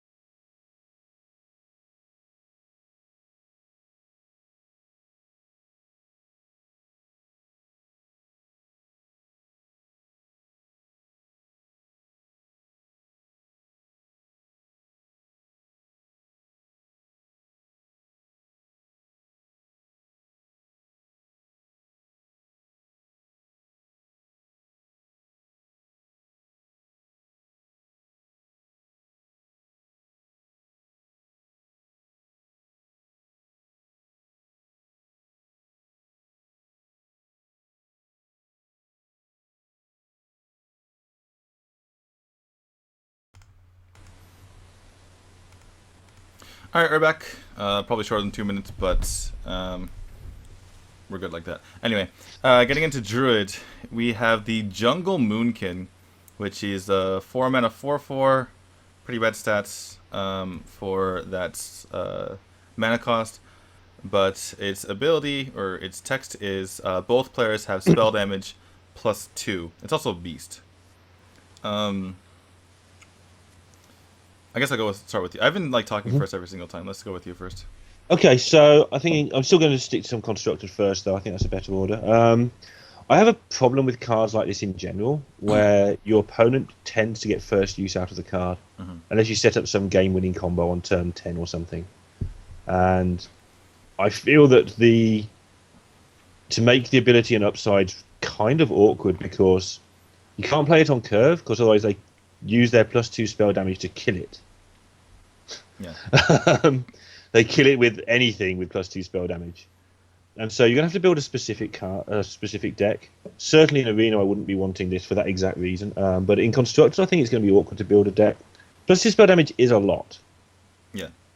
So that you might be able to do some sort of turn 8 swipe, kill your board thing, which sort of gives Druid a really bad flame strike. But I can't see why you'd play this really. I mean, that's kind of the only reason you do it, right? Is because Druid doesn't have removal other than Poison Seed, which is garbage because you need Hmm. Starfall, and then you don't want to run Starfall anyway, unless you're running Mildred. Um, so, like you said, it's just really hard to play on curve. That's one of the problems with something like this is that if you can't play it on curve, then it's like doesn't really help you out, especially with something like Druid, which really relies on tempo. Um, Yeah. so now you have to play it on turn like 6 or something. Like Savage Combat, you can just play on turn 4 and it's a threat. Like they have to kill it or else your hero power does more. You don't have to play it on turn 6. This you kind of have to play it and get a value out of it right away, or else you're really risking a lot. It's kind of like playing Millhouse, right? I'm willing to bet the first time you lose to this card, it's against Hunter, not against Druid. Yeah. When Yes. they drop it Yes. out of a Ram Wrangler. When they drop it out of something, right? Yeah, I Yeah. totally see what you're saying. But this is all just to say that if you play this in Druid, if you're playing in the current version of Druid, it absolutely is a one of. You cannot put 2 in, and then Hmm. you're kind of like, this is my like Flame Strike tech, and I'm gonna turn 8, play this and swipe you or something. Hmm. Um, Otherwise, it's gonna be like a Mill Druid tech. It's going to be some sort of crazy druid that Mm. doesn't usually see play right now. Yeah, that It makes some doesn't sense. fit Like in a the current new druid. Druid. Yeah, it doesn't fit in the current druid very well at all. Because Azure Drake was a thing for that reason for a while. I know it's a significantly better card with draw card and so on, but that was the same sort of tech, right? They used to play that to make their swipes better Yeah, back in the day. yeah, Okay, definitely. But you draw a card and you don't give your opponent you get the only benefit. And this is hmm undersetted too. Again, by the way, you really need to make good use of it because it's undersetted as well. It's not just like if it were like a 4 mana 4/5, it'd be significantly better, obviously. Yeah, then you Um, might be able to take your chance and say, okay, well, I'm still getting a card for the card that kills me, and if they can't kill it, then I abuse my yeah. bonus that I built my deck around a bit. Yeah, that would be. I think that'd be interesting at 4 or 5. Yeah. All right. So, you talked about Arena, right? It wasn't. Yeah, I think in Arena I just don't want it. I just don't want to give my opponent first use of anything that's not one-sided, anything that's not symmetrical, Yep, or definitely. anything that is symmetrical, sorry, and they get first use. So yeah, I really don't like giving my opponent first use of things. I don't want this to get arcane shotted. It seems real bad tempo. All right. Next card. Mounted Raptor. 3 mana, 3/2. Death Rattle summon a random 1 cost minion, and it's a beast. I think the beast thing is really important, by the way, because we're getting closer and closer to actually being able to make beast druid. Hmm. And this is actually a good card. So, or I mean, it's a reasonable card, I should say. Um, the biggest question with this is whether or not it replaces Shade, and I think the answer is how much aggro is there. If there's a lot of Right. aggro, this is better because you get two bodies to attack with. You're playing as a lot of aggro. The Shade you have to attack with it as a 3/3 anyway. There's been situations if there's a Knife Juggler on the board and you have a 3/3 Shade, you usually just kill the Knife Juggler because you're gonna get too much damage uh, taken from that. So unless you for some reason have the ability to be patient because you have other plays to make. But a lot of times if you're playing against aggro, you just have to trade off your Shade because you're gonna take too much damage. And Right. this guy trades pretty well. Obviously, he's kind of like a Harvest Golem, but Harvest Golem trades so horribly bad Yeah. against so many things these days. Just the front body, and a lot of times, like the problem with Harvest Golem is you're trying to trade up. Like the thing about Shredder, which is like so amazing. Obviously, I mean we're comparing this to Shredder because it's like a baby Shredder, Yeah. right? You can't play 5/4s because they died to Shredder. So now you So can't this is the same thing. Yeah. yeah, you can't play 3 health things anymore because if you're seeing a lot of this in Druid, well, not saying you can't from now on, but like say you're seeing a lot of this card when in Druids, you can't play 3 health things anymore because you're gonna get horrible value out of it. Yeah. And Harvest Golem was played until sort of things like Shredder came along, right? When a 2/3 actually did something in a day, Hmm. Harvest Golem was fine in Druid because it was sticky. You get the Savage Draw, you get the buffs, etc. And Harvest Golem this is basically a fixed Harvest Golem for Druid, right? Where you now need the 3 power. You don't mind so much if your guy dies, Yeah, and the fact that it's sticky is really relevant. The fact you can trade up is relevant.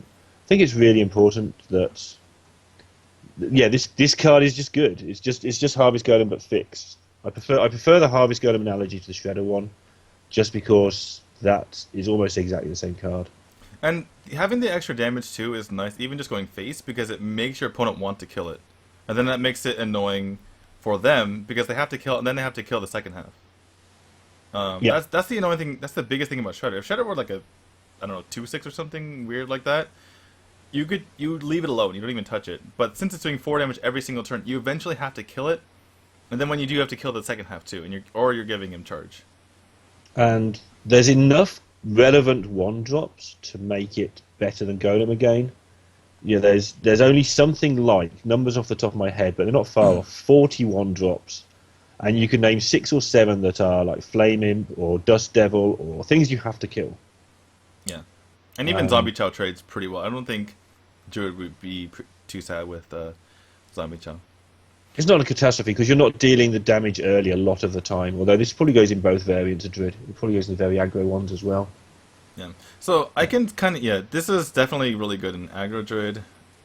In the mid-range druid now, I think you might see like a one of. Like you still want your shades and you want to play this just to have more anti-aggro stuff. If you're seeing a lot of anti-aggro, maybe you replace the shades with this. It's sadly enough, it's not like a definite add, even though I think it's an amazing card, just because shade is like ridiculous, especially for druid. And then everyone said this already, but obviously, if you get Wild Growth or Darnassus, you're gonna get your next turn is gonna be 4 mana anyway. So that obviously makes it less appealing to druid as well.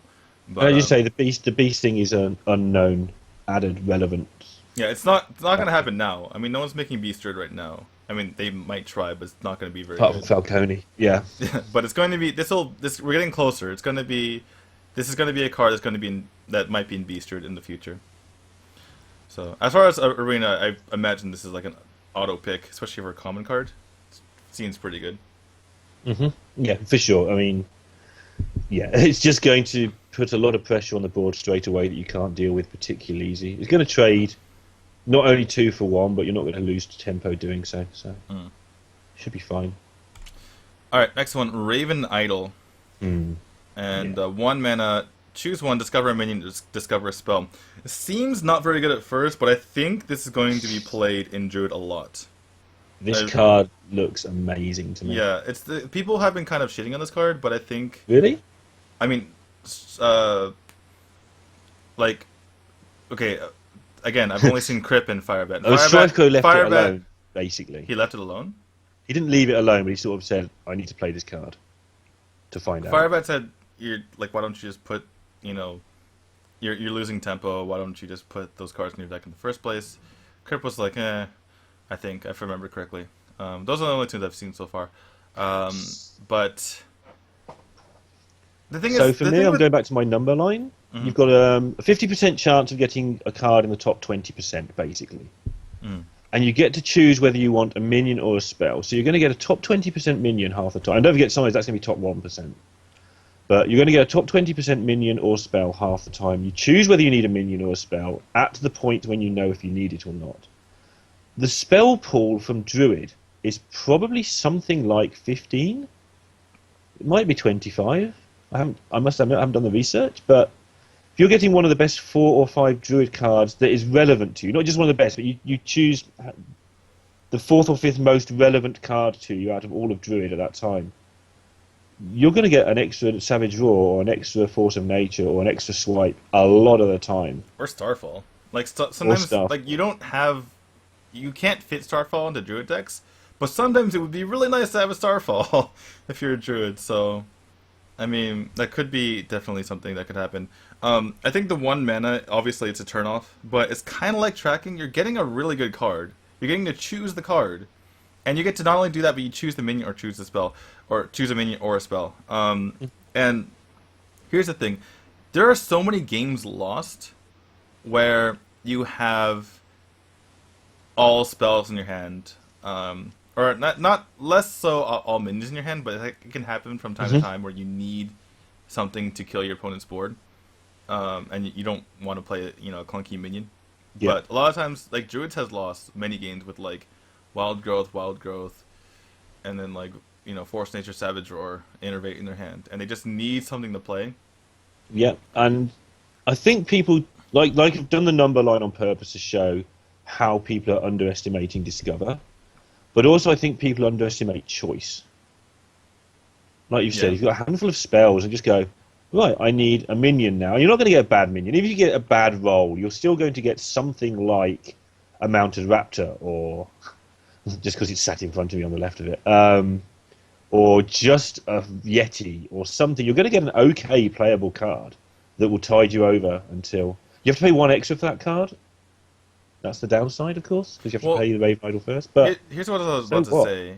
Here's what I was about to say. There's so many 5 drops in Druid, and there's only like Thorson for 6. How often do you see a Druid just play, or just float a man on 5 or on 6? I mean, and then you could just have this as well. I feel like this could like save you games. And if your curve is so good that you can't fill in 1 mana anyway, then you're already winning the game. If you have Yeah, this card in hand yeah, and you can't find the time to use it for 1 mana, then you're already winning. And yeah. this could It's bail you out of trouble too. I would not be surprised if Druid decks from now on run 2 of these, like just automatically like Wild Growth. damn it. This is 2 cards I've set up to argue with you on, and we've agreed. I'm kind of sad Sorry, about that. sorry about But that. I agree. I think this is like By the a way, I'm not. 1.5 of in a deck, and I think it. I mean, in aggro druid, it looks like it'd be Well, great. let me just say that I wouldn't be surprised if people run 0 also, but I think this is going to be a card that people. I'm pretty sure people will put this in their decks after they experiment with enough. It's just Hmm. it's like a better tracking kind of, because you choose twice, right? You're not just going for the next 3 cards in your deck. You're going for, I mean, even though it's random what you're getting, it's not in your deck, It's but you focused choose, random. yeah, and Yeah. then you get to choose which branch you go, whether you want minion or a spell. That's kind of crazy, I think. So we're all in on this video and saying this card's going to be good. Both of us. I didn't want to be all in. I didn't want to be all in, but sure, I guess. We've got to be all in on something, right? Yeah, This is our sleeper that everybody else does not like, and we do. yeah. All right. Which is And, fine, because if we're wrong on a sleeper, so what? Everybody else said it was rubbish. We were wrong. and then We no took a one's, chance. yeah, and if it's bad, no one's gonna. Well, I guess they could go back and say, "How you said it was good." Yeah, but as long as everybody else is wrong, it would just be like, oh, yeah, they're the guys who got that one wrong, but it doesn't matter. That's the one they picked. You're allowed to get a card that everyone thought was going to be bad wrong. It's the ones that everyone thinks are going to be good you can't get wrong. You can't miss the good cards. Right, right. Okay. Next, Explorer's Hat, our first hunter card. 2 mana. Give a minion +1. Oh, by the way, it's rare. Give a minion +1/+1, and Death Rattle add an Explorer's Hat to your hand. So it's a really. This is what I was talking about before when I said Control Hunter. By the way, this is a card you would put in Control Hunter as well as Sir McGurgleton, or whatever his name was. Yeah. Sir Finley Morgleton, sorry. But yeah, otherwise this card is just too slow. The one Yeah. argument for it would be that you replaced your hero power with it. It's kind of like you replaced your hero power with it. Because instead of hero powering, now you get a +1/+1, which is actually a pretty good hero power if you think about it. Yeah, it's basically a ping hero power, but better. Basically. Especially in Arena, but yeah. So obviously you're playing this in much slower decks. This is not a Face Hunter card. This is like mid-range or slower. And obviously or slower part doesn't exist right now. I mean, people have messed around with Feign Death and got it to sort of partially succeed. So, in a Feign Death deck, I think this might work. It Yeah. might be another piece of that puzzle. You need Sir Finley Uh, Murgleton though. So, but no, just putting this on a guy, Feign Deathing, getting your Explorer's Hat back, and getting other stuff going. I think it might be okay. But it looks really slow, like you say. They're trying to make Control I Hunter don't. a thing. I think. Yeah, I don't know. I don't know if you need Feign Death for this. It's just too much. It's too combo-y. I think you just play it, and then you kind of make it like another kind of utility option in your hand. It'll be hard. I mean, I think people are going to experiment with it, but I just feel like you need to make a different deck. You can't stick with what you have right now. This doesn't fit in any deck right now. Is what I'm trying to say. Yeah, I agree with that. I say I'll go back to Feign Death. I think you can put it in that, but you're welcome to qualify that's not a deck right now because it's kind of clunky. I think this Yeah, can see play though. I yeah, I agree just because like you've just said, you've likened it to a hero power, and I'd agree with that. It's if you want two hero powers, one of which is this, and one of which is your normal hunter power, I can see why that might be a thing. yeah. Apparently, somebody told me there's a precedent in Yu-Gi-Oh for a card like this, which I know nothing about the games. This could be rubbish, where this card had to be banned. So, but the Well, precedent in Hearthstone is head crack, yeah. I where mean, well, the it's a point better. is, it probably got banned because I mean, it was in a different deck, right? Like this doesn't. If you're gonna like Hunter is arguably the worst card to put this in right now. Every other this might be an auto include for like so many other classes, but not Hunter. Yeah, Like that's fair. any control class, if you this and Warrior would be amazing. This and Priest would likely be amazing. You know. Hmm. Um, Yeah, it'd be crazy. Except your guy would never die, probably. But yeah, oh, by the way, what if you put this on Ginny of Zephyrs, or put it on another guy and then Ginny of Zephyrs copies it? so we get the double death rattle thing, and then we feign death, and we get two hats, and we do that again. Oh my god! Ginny of Zephyrs Right, Explorer let's get set Hunter. building. All right, let's do it. Cancel the YouTube video. Let's get building explorers happen. In fairness, this is something they've done really well throughout this whole set that we've seen so far. Is making you think. It isn't just oh look, I Mhm. play this on curve, I win. Yeah, Somebody somewhere is going to use one of these cards that we haven't spotted, and it's going to be good. I think this has potential. I just like it's kind of hard. You're gonna have to make a new deck with this one. Yeah. Ginny of Zephyrs it is. Anyway, all right, let's move on. Basically, we're kind of confused about the. I mean, we're not confused. We're kind of not. Wait and see. Yeah, wait and see card. All right, next card. Desert Camel, 3 mana, 2/4. Battlecry. Put a 1 cost minion from each deck into the battlefield. It's a beast. First time I saw this card, I thought it was amazing. Now, the more I thought about it, I think it's kind of a tech card. Yeah. The more control you see, the more you're gonna play this card because it's going Yeah. to be amazing when your opponent doesn't have a 1 cost minion, but it's going to be obviously not very good at all. If you're pulling a Flame Imp from your opponent's hand, from your opponent's deck, you're not gonna feel too good about it. So yeah, it's I just think it's going to be cyclic. I think it's a card that when everybody forgets about it, you put it in your deck and you win. yeah. But the first meta we're going to have is where every single control deck runs one zombie chow. Yeah, maybe. As soon as people try this out, everyone sticks one zombie chow in their deck. Everyone stops playing this. Everyone takes a zombie chow out. You put this back in. It's going to be that scenario, I think. Yeah. Black Knight scenario. Yeah, exactly.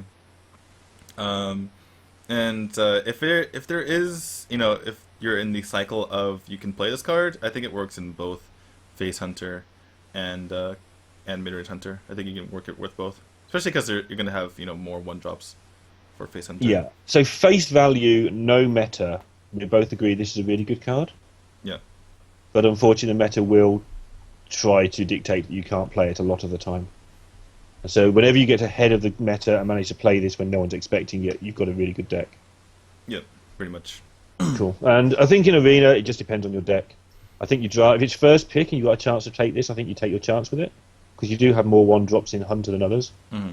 But I don't think it's a priority pick or anything. I think you just try it out, and obviously if you've got Zombie Chow in your deck, then you just take this. But then Yep. you're Hunter, so you probably haven't. So Just you're fine. Zombie Chow's gonna get 1 damage in eventually. Right. yeah. All right. Next one, Dart Trap, 2 mana, common card, secret. When an opposing hero power is used, deal 5 damage to a random enemy. I think this card is really, really cool. And because there's like now with Bear Trap and with this, now when a hunter plays his secret, you're just like FML, right? Like, obviously there's going to be metas. You're going to be able to read what it could possibly be. And probably this is going to be again probably a card that people cycle in and out of their decks, depending on what they're used to. But I think when it goes off, it's going to be just devastating. If it's a face hunter and there's nothing on your board and you're just like a druid trying to hold on or you're a warrior trying to hold on and just hit you in the face for 5 and you're like, oh my god, really? Interesting. And You've got this higher than me. or I You've could got this just a lot higher than me. or I could just kill something on the board. 5 damage is a lot of damage, so it could just kill something on your board. It's more on average is more impactful than the other secrets. Well, not freeze trap. Freeze trap is pretty amazing, but on average, this is more impactful than the other secrets. That's interesting because it is a lot of damage. Because a lot of the time you use explosive trap to just deal 2 damage, Yeah, and and then that can hurt you. now you're face hunter and you use explosive trap or you use dart trap to deal 5 damage. Okay, yeah, I had it instinctively a bit lower than you've got it, but when you word it like that in just a direct damage nightmare deck, of course you can just count it by not hero powering. Which decks wouldn't you hero power against Hunter though? Like when you're playing against Face Shaman. Hunter, a lot of the time you're on the back foot so much that you don't hero power much. Something like Mage, where you'd think you'd be pinging things all the time, actually you don't have the time to ping anything. So maybe it I'm doesn't get triggered thinking enough. most like usually when Hunter is like trying to get that last damage in, it's like Warrior and Druid. That's I don't know in like Hmm. in my mind. That's usually what you're doing. You're trading a lot Yeah. more in the other matchups. In Warrior and Druid, you're trying to get the last damage in, and a lot of times Druid will just be like hero power pass or not even attack because they think it's explosive, or like Warrior they just hero power pass, don't do anything. Yeah, Um, one thing we've learned about secrets with Paladin recently is when you don't know what they are actually secret rather than just, oh yeah, it's that card but I can't see it. yeah, Now they're actually secret and you're not quite sure. Certainly the versatility can be really, really brutal. I think this is you might. I think you might see some crazy face hunters play 2 of these and then just have people pull their hair out. But I think it, like a one of, it's really annoying Yeah, because I think it's not a two of. I think unless Face Hunter becomes broken or something. I think, in fact, I said this is cyclical. I could see a world in which like a one of this is fairly standard, like a one of Snake Trap. Hmm. Some people put 2 explosive and 1 snake. Some then people put 2 freezing, 1 snake, depending on what kind of hunter they're playing. Yeah. I could see one of this all the time because how annoying would that be if you're not allowed to hero power and you're scared of hero powering? It could be a How hard is different. it to It test could for? It's not that hard to test for, is it? well, I guess Like early in in the terms of game. how your natural order. I mean, in terms of your natural play. Not obviously they're all easy to test for if you know. But in terms of natural play, you test for explosive and bears and misdirection kind of simultaneously. And if it's not one of those, it's not freezing. You kind of get the idea it's dart trap, and then they've wasted 2 mana. Well, okay. Let's say you. Let's say you put this in mid range, right? Hmm. You have 2 freezings and a dart, and Okay. dart's kind of like snipe, kind of. Yep. Um, and so you play mad scientist, or they play a knife juggler, you play a mad scientist, and they play something else that doesn't kill your mad scientist, and you trade. Then they have something else. They're afraid of attacking now with their freezing, because it's freezing potentially, Hmm. and then they play something else, and then finally they're. I said knife juggler, so not immediately thinking of paladin, but um, let's just say it's druid for some reason. They're playing aggro Yeah. druid. They play another card, and then since they're on curve, like they play a shredder, and then they hero power. Now the shredder's dead, or they've taken 5 to the face, Yeah. and now you're getting a lot of damage in. Yeah. I just think it might be easier to test for and work out. Hey, he's got a dart trap. I'm not going to hero power. But then that's still Sometimes, decent, right? Stopping you sometimes it hero powering takes alone is a result. sometimes taking several it takes several turns to figure out if it's like, you know, freezing or explosive or snake or something or bear. Yeah. Yeah, I think it's. I definitely think it's playable. I'm not as excited about it as you are, but I wouldn't take it in arena. I don't think. I don't know. I think a lot of face hunters are very happy about this Okay. because 5 damage to the face. It's like animal companion. Animal companion is summon a random huffer, right? This card is due random 5 damage to the face. Sure. So yeah, And we'll definitely see some memes as well, which is always good. and you can kill a taunt with this. Bye bye Tazdingo. Bye bye first half of Sludge Belcher. No problem. 2 mana kill front half of Sludge Belcher. No problem. Yeah. Um, I think we'll see it played, and it'll Oh, I be. think we'll see it played. I just think I'm going for less than you. I think All we right. played a little bit. I just Um, I'm not even that bullish on the card. I just think it's gonna be hilarious. This oh card's gonna be god, so yeah, it's funny. going to be hilarious. It's gonna be As long so as you're the one playing it. yeah. This is gonna be like I mean if you think about it, it's like a misdirection on like but it has to be a 5 damage attack creature. I don't know. Well I guess not to that extent, but I don't know. It's just really Yeah. really funny to me. All right, next card, Mage card, animated armor, 4 mana, 4/4. Your hero can only take 1 damage at a time. I don't think this card is very good at all. Dies to Yeti in every format. Exactly. It It's just like, it's kind of like a 4 mana 4/4 taunt, which is not great. You'd rather just have, I mean, that's like a Misha except it's overcosted. yeah. And you just kill it first before you attack. If you have spells, if you're playing, um, if you have spells in your hand, typically you want to clear the minions on the board anyway. So now Yeah. you, and this is pretty easy to clear. I mean, And it's not big enough to, like, if it was a 4/7 or something to play as some sort of yeah, anti-face hunter card and say, like, you've got to kill this guy. It's not got taunt, but yeah, it but it's not has. that hard to get past, and you can silence this too. Yeah. Like At it's not, you 4/4, could it's you could silence bad. it just like it's a taunt. You're like, oh, I'm just oh sure, I'll that one. And it's like, and Yeah. that guy doesn't trade very well because he doesn't have much health.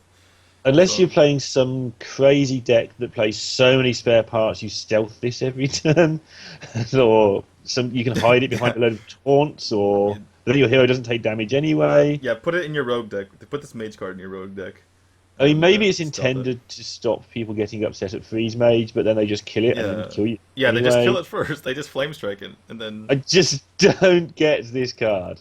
I get the the idea. Maybe times the times this is useful, this would be useful, are so far outweigh the times when it's horrible. I mean, no, it's the other way around. The okay, times where it's yeah. horrible, it's so far away the times where it's useful that, like, if you somehow just had it in your deck somehow at some point, like, it could be useful sometimes, but just putting it in your deck in the first place is a really horrible idea. So I'm going to go with they want to make a better card than this and daren't, so they want to test it with this first, And they're gonna power creep it later. and they'll power creep it. I actually think that might be a thing. I think they might want to just test the concept, make sure it's not ridiculous in some way they've not thought of. Like it's an improvement on both. We're getting there. So we're gonna go from Um, animated armor to CGI armor. nice. I like. Yeah, something Alright. like that. They're gonna buff this up, and it's going to become a thing in a future expansion. That's my prediction for this card. And they're just being very Okay. cautious that it's not busted like And the jokes. we didn't get to arena, but arena's pretty garbage too. It just Yeah, it just format. dies to a Yeti in all formats. It just Yeah. my All right. 4/5 kills your 4/4 that didn't do anything and didn't have an ability. All right, next card. 5 mana, 6/3. Sorry, I didn't name it. Ethereal Conjure. 5 mana, 6/3. Common card. Battle cry. Discover a spell. Discover again. Really powerful. Really powerful in Mage. You probably get some sort of burn. Mhm. The stats are so weird. So the question for this card really, if it goes in anything, it almost certainly goes in an aggro deck, which is probably Tempo Mage. Excuse me for calling that an aggro deck, but you know what I mean. Something like that. Like an aggressive, Uh, an aggressive focus deck. Yeah. So a 6/3 would have the stats to back that up, and you can discover a fireball-ish kind of card. Thing is, Or an you're emergency losing. clear. You're kind of losing tempo though with this card. I mean, it trades into 3 drops, which is bad, but you get draw a card that you like on the card.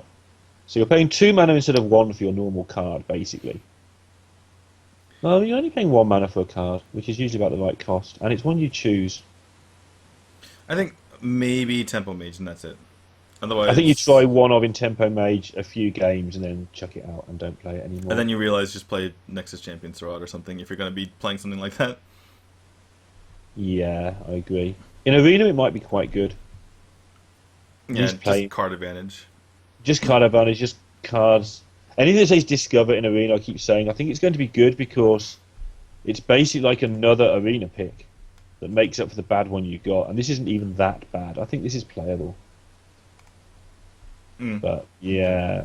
In Constructors, I think it's a one-off in Tempo Mage to have a go and see what happens. And then Yeah, probably. and it's not an auto-clued by any means, and Yeah. I think it's like I think we can pretty safely say that without having tried out the card that it's not going to be like an auto-include.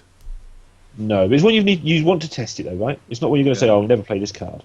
Yeah, I know, It's got interesting stats. but certain cards you don't know. I think we have an okay idea even without trying it Yeah. yet. That's not probably going to be and includes. Yeah, we can't see this being like I'm going to start my Ethereal Conjurer deck. Right, here's my 2 Conjurers. What's my other 28 cards Yeah, today? yeah, exactly. All Okay. right. Anyway, next is Forgotten Torch, 3 mana spell, common spell, deal 3 damage. Shuffle a Roaring Torch into your deck that deals 6 damage. Um, I see it in Freeze Mage, and that's hmm it.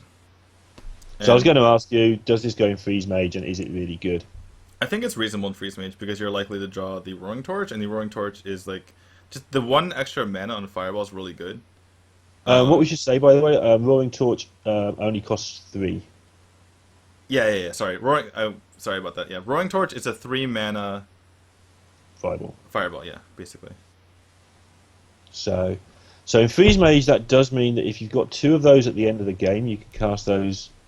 You can cast 3 Fireballs in 1 turn. Yeah, so you can go 18 damage, which is pretty crazy. So that's a big deal. That's a big deal in Freeze Mage because usually in Freeze Mage, what you do is you Thaurissan into Antonidas, and then get the fireballs, and then those fireballs, and then those fireballs aren't discounted. Sometimes, if you're a really smart player, you can kind of work it the other way around and get the cheap fireballs, but that usually doesn't happen because you want to get the quantity of fireballs rather than the cheaper fireballs. Yeah. And this allows you to do both, which is really good. I don't see it in any of the deck, by the way. It's just too. You're losing tempo early on to sometime in the future get you're playing a bad card to sometime in the future get an okay card, right? Something Obviously, like because you're not gonna because you might be floating a mana when you play the Roaring Torch anyway. You're likely floating a mana when you're playing the Roaring Torch anyway because you're like a tempo mage or something and you're playing it late in the game. It just doesn't. What I like about this card is in a deck with minions where you don't necessarily want to clutter your hand up with fireballs early on, although obviously you can use those as removal. So, but give me the point where you'd want the minions first and then you'd want the removal later in general, or the direct damage later as closing. You can Yeah, play this in something and then but you're not gonna guarantee get it later anyway. no, but it fills your deck. It buffs your deck full of things you want later when you want them. I don't Yeah, think it's true. worth the extra mana. I But suppose. in Freeze Mage, you don't mind spending 3, right? In Freeze Mage, you just go, Yeah. sure, it's turn 7. I'm only going to cast 1 spell anyway, or Well, whatever. more likely it's going to be like they have a Night Drag on the board. I'm going to take too much damage from this. Yeah, I Kill just it right kill it. now. Yeah. So I think it's fine to Freeze. I agree. In Arena, I think it's great because you get another good card. Yeah. I always moan about getting too much removal in Mage and Arena, but I think this if is you, great. Does it I- for 1 pick. I'm gonna hedge and say that you could see it in something like Tempo Mage, but you would cut fireballs. You would not have this plus fireballs. Just too many scenarios where you'd have a dead hand. Yeah, I think that's fair. I think because that is good because then you don't have the dead fireballs in your deck early that quite often don't do much apart from win the game at the end. But you do still get them at the end when you need them. So Hopefully you get them at the end. yeah, one of the better cards that we've seen so far, though. I think, even if it is only in one deck. In Freeze Mage, yeah. Yeah. All right. Next card is a Paladin card. 10 mana. Anything can happen. And it's summoned 7 Murlocs that died this game. It's really bad. Cause The most notable thing about this card was brought up on Reddit, what? and it triggers me. There's only 6 Murlocs on the picture.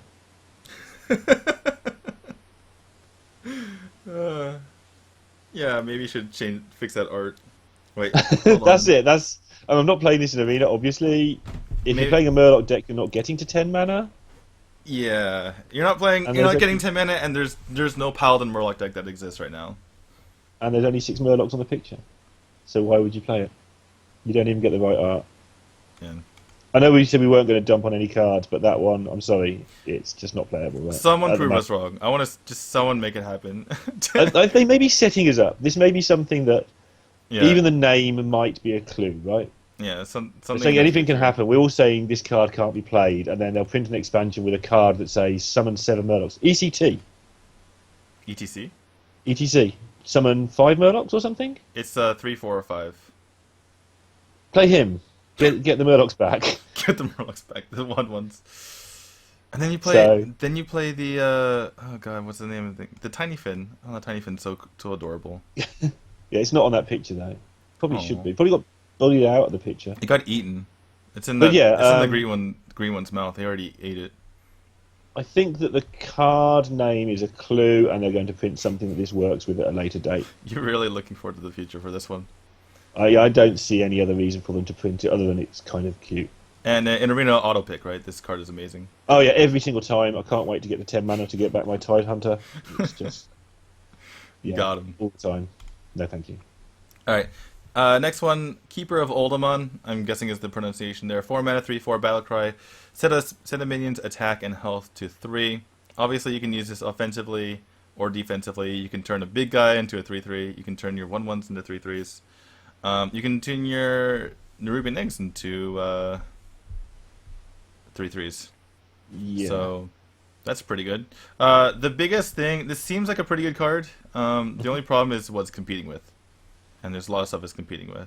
So Yes. you need to kind of, like, it seems bad. Like, this seems like a card that's so versatile, you can kind of just throw it in, right? You just kind of Yeah. make something smaller or make your guys bigger. You can be aggressive, you can be defensive and everything. But the fact that you're kind of replacing something else means that you have to kind of build your deck around this.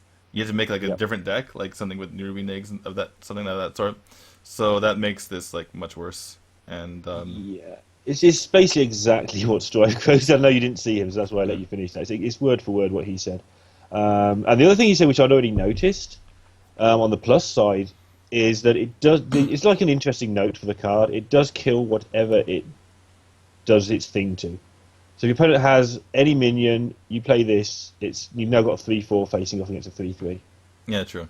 It's a cleverly built, cleverly designed card. But as you've said, as others have said, it's facing off against 4 in Paladins, like all of their power cards. Yeah. And in any other class, this card, like, imagine This- this is this some would sort be of really control mage. This would be busted, right? Not necessarily Yeah. freeze mage, grinder mage or something like that. This would be nuts. Well, the thing is, like, Paladin has so many ways to affect its 1/1s. Its Silverhand recruits. Like, this card is obviously, it works with Paladin because of the fact that it has its hero power. But it's kind of it's like overkill at this point. There's so many things. There's so many ways to affect its tokens. Like, I feel like why can't we put this in Shaman? Like, can Shaman get something to buff its totems, please, other than Flame Tongue? Yeah, that'd be really nice, and it'd be really yeah. You could. That'd be great. I agree. But Quartermaster is just better than this card, and True Silver Champion's better than this card, depending which way you want to go with what you want this card to do. I guess the versatility is something that Yeah. probably means, I've said this before, probably means we're underrating it slightly, because versatility is always underrated. No, I could see it until being you play the played. card. I could see it being played. I could see maybe a one of. Like, Yeah. you kind of you got to take out something though, or maybe you just make it like the true mid-range deck, right? Everything's 4 costs, Just, yeah. and go with that. Maybe you take out a BGH for this. If that makes sense. Because now you have Yeah. 2 Aldors and a Keeper. Yeah. And that doesn't make sense because, or I mean, Maybe 'cause- take out an Outdoor for it then. yeah, maybe you take out an Aldor for it. Well, I don't know. Aldor's really good. Yeah, depending how your curve goes, but I think I'd prefer this for an Outdoor sometimes. Yeah, because you can kind of buff your own guys as well, trade up into stuff Yeah. potentially. It's interesting. That's it.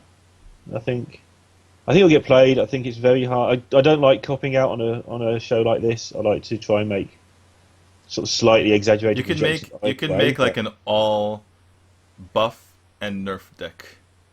Just put Humility, Keeper of Oldemon, Elder Peacekeeper, Edric, and then you put like you put like Tinkmaster.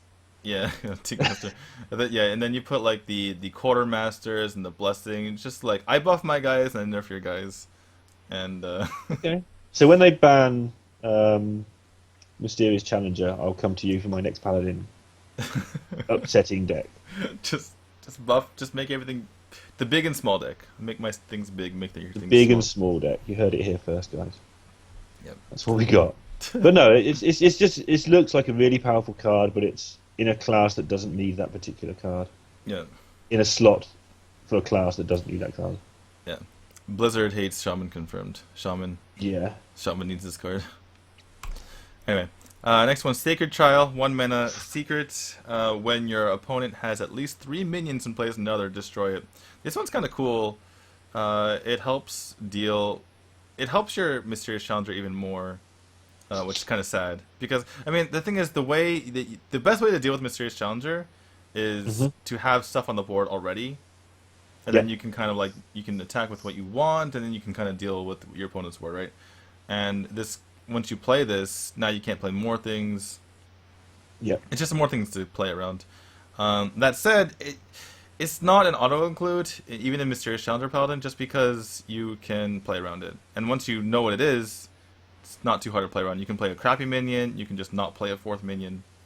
Yeah. So It may be. I'm always completely unimpressed by competitive spirit, so maybe yeah, I'd yeah, just true, swap true. this out for competitive spirit and just see if this is equally unimpressive, but perhaps this is slightly restricts your opponent more. I find Yeah. that if competitive spirit would trigger in a relevant way, that it wouldn't matter because you've won anyway. I feel like it's a very win more card. Don't like to chuck that phrase around, but it's Well, competitive spirit. competitive spirit. What competitive spirit does is it forces your opponent to proc avenge. Yeah, Because if you have like 3 or 4 minions on the board, yeah. now competitive spirit is a big deal, and so now you have to attack and kill one of your opponent's things, and then you can avenge, and then yeah. So, but I don't like this card. I don't think it's going to see much play. I think it will be tested. I don't think they want it to see play.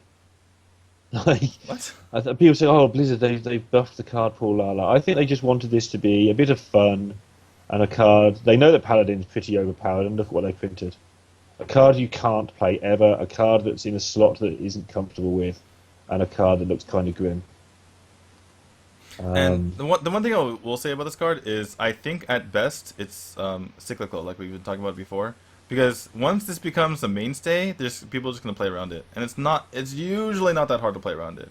Like yeah. you're usually not in the spot where, um, well, I guess there's situations like in Handlock where you don't have enough mana to play a big guy and then or play a small guy then a big guy, so there's that.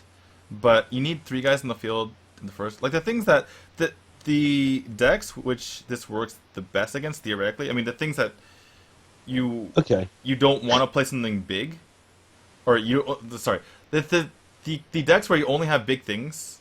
Hmm. You don't have 3 things in the field anyway. So, how's your rules of the game? I've only just thought of this, but Sorry. so I have 3 minions on the table, and you have a Sacred Trial. Yeah, I play Jiraxxus. Do I die? I think you do. Is it like suicide? I think you do because humility and stuff. I mean, things work. Paladin secrets work on Draxus. If you have repentance, Draxus goes to 1 health. So, yeah, Yeah, you just kill Draxus. just killed Jiraxxus. Doesn't kill Sacred me Trial OP. because the battle cry wouldn't go off. So, Draxus did not pass the Sacred Trial. He's dead. You so faced Draxus. Lord of Jiraxxus. the Burning Legion. Roar! Okay, cool. I'm pleased about that. We I need hope that that needs to works. be tested, but I think that's how it works. That would be really funny though. That needs to Um, work. In but yeah, arena, Hungry Dragon. yeah, I That's think it. this is I don't yeah think it's this good is enough. like a gotcha card. Yeah. Mistake. Mistake. Thanks, Chad. um, but yeah, again, like if people are expecting this card, they can really play around it. Hmm. Because usually you have, one sort of deck or the other that can play around it, and but if it catches you off guard, it's like a game changer. So I think a You ladder think card, so? honestly. I think it could be like secret deck in a tournament, but mostly it's a ladder card to throw people off Yeah, because because the second, like you say, the second after round one, everyone knows your deck list anyway, and so yeah. it's like, what's the point? But yeah, like you say, just occasionally on ladder, it's sort of card where you get added after you played it against them and get told you need to learn to play Hearthstone. Yeah. Why are you playing that rubbish in your deck? Uh, so good. You didn't, and then you, and then you reply, "Seems you have not passed the secret trial." I just loved like the way you can use the name of this card against against someone. You have not passed the secret Something trial. else that springs to mind, just randomly, I'm afraid, but the art in this set is really good. Except for anything can happen. Apart from the two Murloc big cards, yeah. they they gave that to the junior artist. The Murdoch artist. Yeah. Okay. All right, next one. We're up to priest now. Museum curator and 2 mana 1/2 battle cry. Discover a death rattle card. It's it's kind of like what we were talking about earlier. Like you're probably gonna get a good card, but the amount that you give up to do this in the first place. Yeah. I mean, it's kind of like drawing a card. I guess there could be like a late game card. You're just drawing something. But if you're gonna do that, you might as well. I mean, there's better cards for that. Yeah, there's a fine line, I think, with Discover between saying just put it in your deck. You know, like if you want to discover Sneeds, just put it in your deck. Yeah, You discover it when you draw it. yeah. And there's a fine line between I that and found saying it. value. I found Yeah, it. just there it is. So there's a fine line between putting it in your deck in the first place or the card being really worth it. And in the case of the Raven Idol, you've got so much choice, so much versatility that you can't just put all the cards in your deck and hope to draw them. Yeah, But with something like the Curator, you really are just wasting a turn to put a card in your deck, I think. yeah. It's kind of like Um, it's like the old um, pre-nerf novice engineer, but unfortunately, even though they nerfed it, it wouldn't be that great a card today. The the pre-nerf yeah. novice engineer. It'd The be one okay two. against Paladins, but that's it, right? Yeah, In Arena, this card will be fine, I think, by the way. yeah, yeah. Yeah. Again, go back to every single time. Discover, I think, in Arena is going to really help the game a lot. I'm trying to think of like how this card could ever be useful. Like Thought Steal is a thing, but Thought Steal usually like you have answers to aggro, so that you don't actually play Thought Steal against aggro. But if you're playing against control and have the time to use it, you typically take a really good card. And that's the Something reasoning that behind it. Strivecrow said is that Priest doesn't do turn 2 very well. So this is something to do on turn True. 2. It's true, but are you really doing anything on turn two by playing this? Um, It's not. You're not actually doing anything that was on turn my two feeling. by I playing agree this with anyway. you. I felt it's like, yeah, I might as well just do nothing than just put a random card in my deck, which is what this does. Yeah.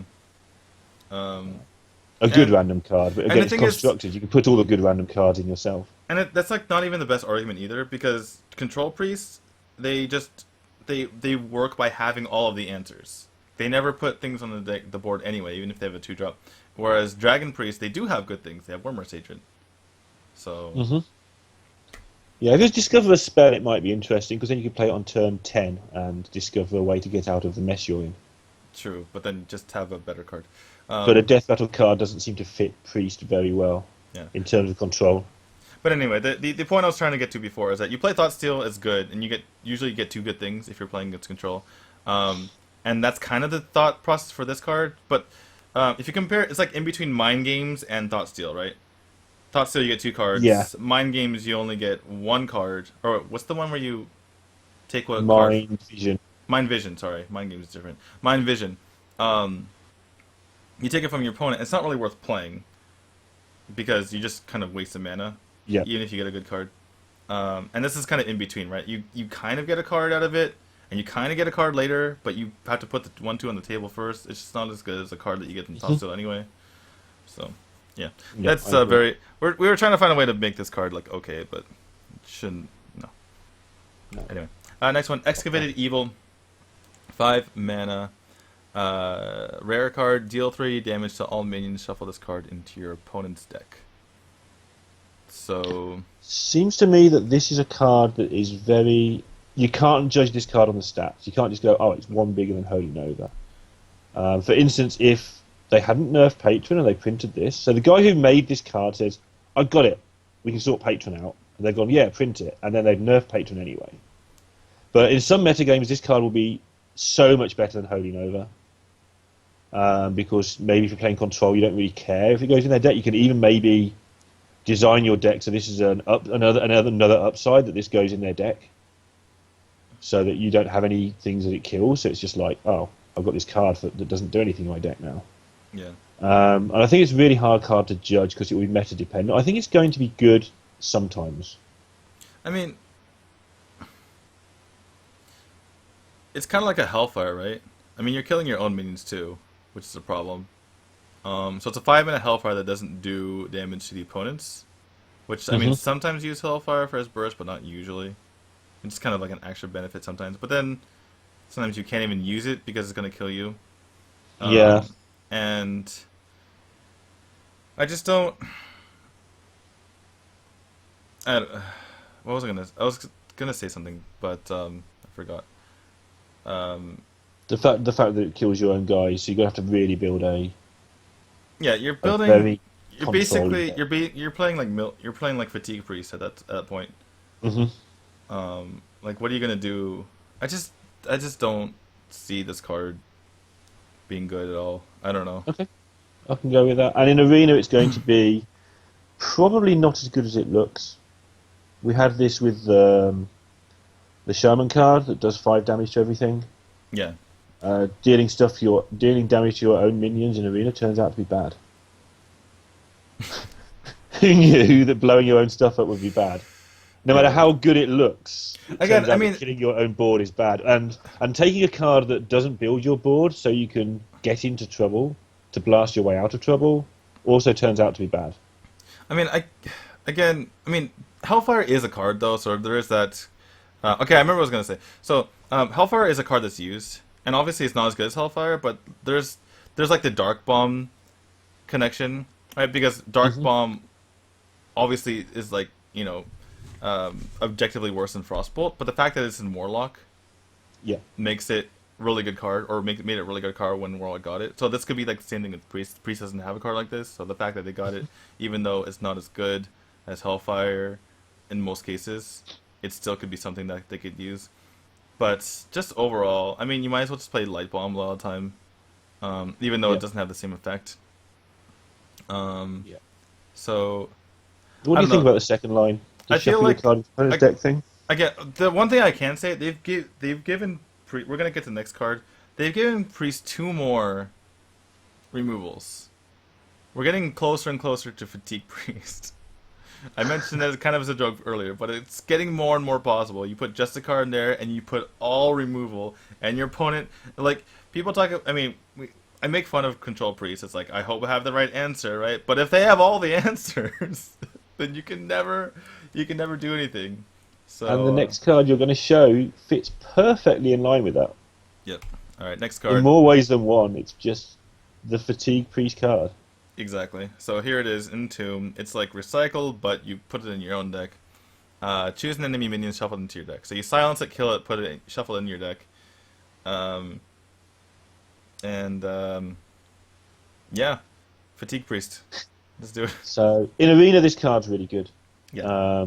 The 4 power thing meme is a thing. Like you can't do the 4 power things. Even though everybody says it and it's hilarious, it is actually true. So being able to do that, and also there's a whole thing in arena where if there's something you want to spend 6 mana killing, you probably want it in your deck. True. If I'm going to spend 6 mana killing your whatever that thing is, I want it in my deck. So the upside is really quite big on the shuffle into your deck option, especially if I'm playing some sort of slow priest with Entombs. Yeah. The question with this is, would you rather just play Mind Control? Since would you rather just get Um, the card all like right away? Then again, having the ability to do other stuff with 4 mana, or having the ability to use it before turn 10 is a big deal as well. Because yeah, I obviously, think in arena for sure you play this. Sorry, cut you off. no, they're good. In arena for sure you want to do this earlier. In constructed, maybe you play all of them. Yeah, just I really want to just try Fatigue Priest once and just see if it works, but I don't know. It just kind of seems crazy. Well, I guess every Fatigue deck seems crazy, I But you've got, suppose. just like you said, you've got Justica, you've got Entomb, you've got a lot of ways to just make sure they can't kill you. Priest has so many freaking spells. There's so many pieces of removal. It's kind of crazy. Okay.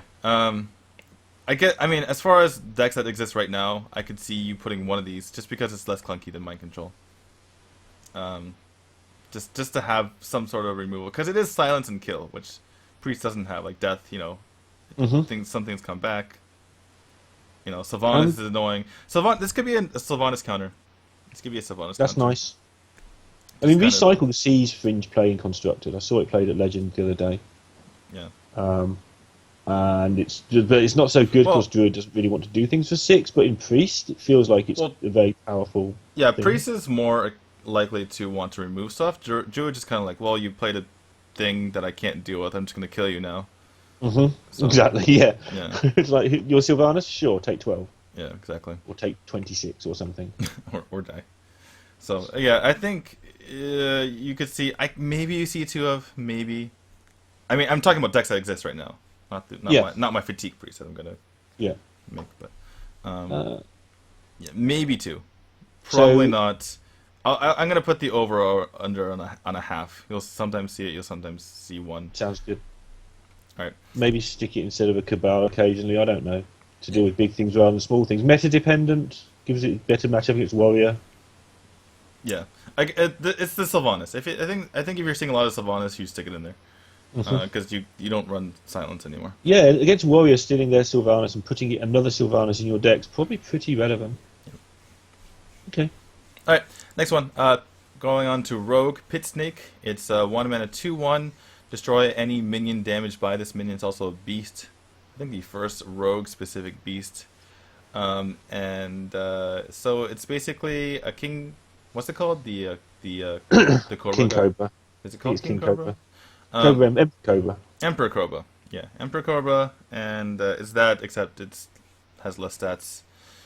Reasonable. You can kind of be aggressive with it. Like, hmm I mean, obviously it's kind of bad if your opponent has a way to deal with it. Like if you're Druid, Rogue, or Mage. Um, but if they're not, kills anything that comes on the board. So it's pretty It's really good in Arena. okay. Like you either trade 1 mana for 2 mana, or there's just no downside. There is. You might draw it late in the game where you don't want a 2/1, but you're looking for 1 drops in Rogue and Arena, and it just makes them hero power turn 2,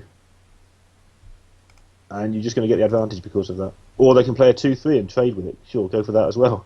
Whatever. There's just no good counter to this card. Like Elven Archers, good luck. You drafted Elven Archers, I win. Yeah. Sorry, It's I just was amazing. getting distracted by chat, which thought that Entomb was ganging up for 1 card for 6 mana, which would be Oh, nice. Yeah. the worst card. We may have talked about it for longer if that was the case, not shorter. Exactly. But yeah, this Pit Snake is a thing. Rogue's probably the best class in Arena already, Oh, okay. and I haven't this heard will that. make it the best class in Arena. Interesting. That's not something I would have realized. In constructed, you need to make a new deck, so this won't see play until a new deck is made for it to fit in. How about Pirates? It's not a. It's a beast. It's not a pirate. Yeah, but it kills their thing so your pirates can go pillaging and plundering and stuff. Whatever pirates do these days. I don't know. Right, It sure. just seems like a decent 1 drop that would still fit in a pirate deck of some sort, but I don't think it's good enough. Yeah, I don't think so either. This one's more likely to see play in a new rogue deck construction. Right. It's the Unearthed Raptor, 3 mana, 3/4. Battle cry. Choose a friendly minion. Gain a copy of its Death Rattle effect. So obviously there's no Death Rattles in current Oil Rogue, so you're not gonna see an Oil Rogue, but it's a really powerful card if you can find a way to use it. Obviously the stat line's great, but Yeah. gonna make it. It's the question is whether you can make a constructed deck that is good enough. Like when you have cards like these, you can't really build around them unless they're broken. Um, Yeah. this one's it can occasionally be considered broken. Like if you get Nerubinik, that's really good, but can their deck survive without drawing this card? And that's really important. Something I like about this card for constructed, although like you say, it doesn't fit in any known archetype, which makes evaluating a card really difficult. Because the instinct is to go, oh, this fits in this, this fits in this. This doesn't fit in anything like you've said. But with that stat line, it doesn't need to do that much to really gain an edge. If that goes for some reason with a loot hoarder, something like that, Yeah, you I know, mean, just incremental advantage. The key being that it's a 3/4 for 3. So if your deck doesn't do the death rattle thing, you play a 3/4 for 3. You're like, oh, okay, this wasn't terrible. the thing is, like, I compare it to these sisters, right? Lightbane and Darkbane. Yeah. Those are 3/4s, which are, like you said, good stat line, and they have an upside, and it seems like an obvious fit in Priest. Yeah, and yet they're only occasionally played there. yeah, and they're just fringe cards at best. Um, Um, and so I agree. That's actually a really good analogy. It's a very similar card to that in a class that doesn't particularly want it as well. yeah, so it's. I mean, Rogue. I think they're trying to eventually make Rogue capable of playing the tempo game. I mean, obviously they're a tempo deck, but like tempo Rogue, stuff like that. Yeah, just other rogue, right? Because all we have is Yeah, exactly. the occasional backspace pirate, whatever rogue that just goes at your face, hits you in the face, faces you. That's it. Yeah. And the current Tempo oil Rogue, rogue, Tempo Rogue existed once upon a time, like way back in the beta. right? But And oil rogue is just miracle rogue, and so we've had that same deck for 18 months. yeah. So it's about time they did something else. So this looks like a step, like you said, towards To be doing that. Obviously, in fair, Arena, this card's nuts. It's a 3/4 for 3, which is good, and it has an upside, which is good. yeah. Um, Trump did get pretty far with like a budget Rogue deck that had Right. things like Nerubian eggs. Um, but yeah, gonna take a pretty good bit of innovation to make this work. Imagine this is really good in Arena. Yeah, I mean, 3/4 for 3 in Arena is a thing you like, and And you usually you normally have to pay something for that. and you normally pick Death Rattles anyway. Right? And Death Rattle's a massive thing. Battle Cry Death Rattle, get some value out of your cards. And a lot of the time, you just don't mind. It's not a card you have to hold on to. If you don't draw your Death Rattles, sure, here's a 3/4. Let's get on. You don't have to. Something like Swampoos, where you have to sit and worry, do I play this on curve or not? Yeah, But yeah, this definitely. you just play it on curve. No question. Off you go. Alright, next card is Tomb Pillager. It's a 4 mana 5/4 common card. Death Rattle, add a coin to your hand. Um, it's not worth playing right now. Really? Um, Like that clear cut? I mean, not in the current oil rogue. You'd rather have things like Vile Teacher. Vile Teacher makes sense. Like, it doesn't. It just okay. There's just so much potential for losing tempo by dying to Shredder and Right. leaving your opponent with a 2-drop that you really have to make it up later. And it's a coin. You're gaining combo. You're gaining 1 mana. Um, I feel like you'd just rather play a Violet Teacher that's more threatening and easier and harder to kill. Okay. So the stats with Violet TT obviously countering shredders. Um, does this go towards what you were just saying as well? Of maybe there's another rogue deck out there now or on the way? Because obviously, if you're playing Yeah, the I Unearthed mean, Raptor Death Rattle sort of tempo deck, this has got hey, I get a 5/4 for 4, and I get a coin when it dies. I hit you in the face, you kill it. I play something even bigger for 6 next turn with my 6/7 guy for 4/5 mana, or whatever. oh, the Shadow Like I Pen can right coin here. this guy out on 3 and I coin it out Shadow Pan on 4. That sounds like a good play. That is pretty good, but yeah. By the way, I did hear. I think I heard like a rumor that Colento thought this was like the best card. Really, I didn't see him at Oh, all. it's in So chat too. It says Colento loved Tomb Pillager. right. Um, I could see it getting played. I just don't see it being game breaking. So taking the meta away from it is the main problem with this card. You can't take the meta out. You have to judge things in context. But metas change. Is the problem you see with this card pretty much a large percent of it is Piloted Shredder? Yeah, large percent is Shredder. So if Piloted Shredder slowly drifts out of favour, this could become a really good card. I don't know what I don't really know why good. it would drift out of favour if for some reason the meta shifted slightly. I don't know what really good. Um, it's Because if it wasn't for Shredder, I would say this card's pretty damn amazing. But now I've seen Calento says I would say that. No, but seriously, I mean, at the moment I wouldn't say that because Shredder is a thing and it seems like it's a thing that's here to stay. But if this trades into a Yeti and give me a coin, I'm all for that. maybe I'm or underestimating how good coin would be. I know coin's obviously like Rogue utilizes it the best. Yeah. Um, but how Imagine many going combos are first. there? Like, the thing is, like, there's not that much combo stuff. I mean, it's like it's Tinkers and SI. What else? What else is combo in Rogue these days? I think that's the point. I don't think you have to say these days because things like sabotage become playable with a second coin in your hand. That's true. That is true. Like you can't play sabotage particularly well at the moment because you've used your coin before you get there, even if you happen to be going second. Maybe that's why Kalenta loves this card because he's the only one who runs sabotage in his rogue decks. Oh, I didn't know that. Yeah, Okay, that might be a thing. he That's actually entirely possible then. he's the only one I've seen run sabotage in his rogue deck in the past like 6 months I or so. So genuinely didn't know that. So maybe that ties in with that. yeah, Maybe he's like, I get to triggering, play sabotage again. Yes, and got there's him. Shadowpan as well. I mean, that's a legit, 5 mana with combo for 6/7. Yeah, let's just make a tempo rogue, right? We're bringing back It's tempo just rogue. We play Tomb tempo rogue, Pillager. We unearth cut Rapture purse. it. We get 2 coins, and then you play Shadow Pen Rider. I mean, they are getting reasonable minions, I suppose. If you include the Shadow Pen Rider from the last set. I have a feeling this is one of those cards that needs to go in an entirely new deck, and that's what makes it hard to evaluate again. But I think we'll see this. I don't think it's busted, but I think it's one of my I, favourite sort of five. I think we might on to be something though. Why Kalento likes this though? I think he really just wants to play Sabotage. Yeah, that would make a lot of sense, especially in the current meta. It's like Yeah, yeah. just get rid of Paladin's weapons and warrior weapons. Seems good. I know your Um, next class. This is your favourite class to watch when we do the HSCN stuff, right? yeah, definitely, because this class needs buffing like no other. I guess as far as our last thoughts and build, I feel bad because again I feel really awkward not loving a card that Kalento loves, but I think it's okay. I think it's okay.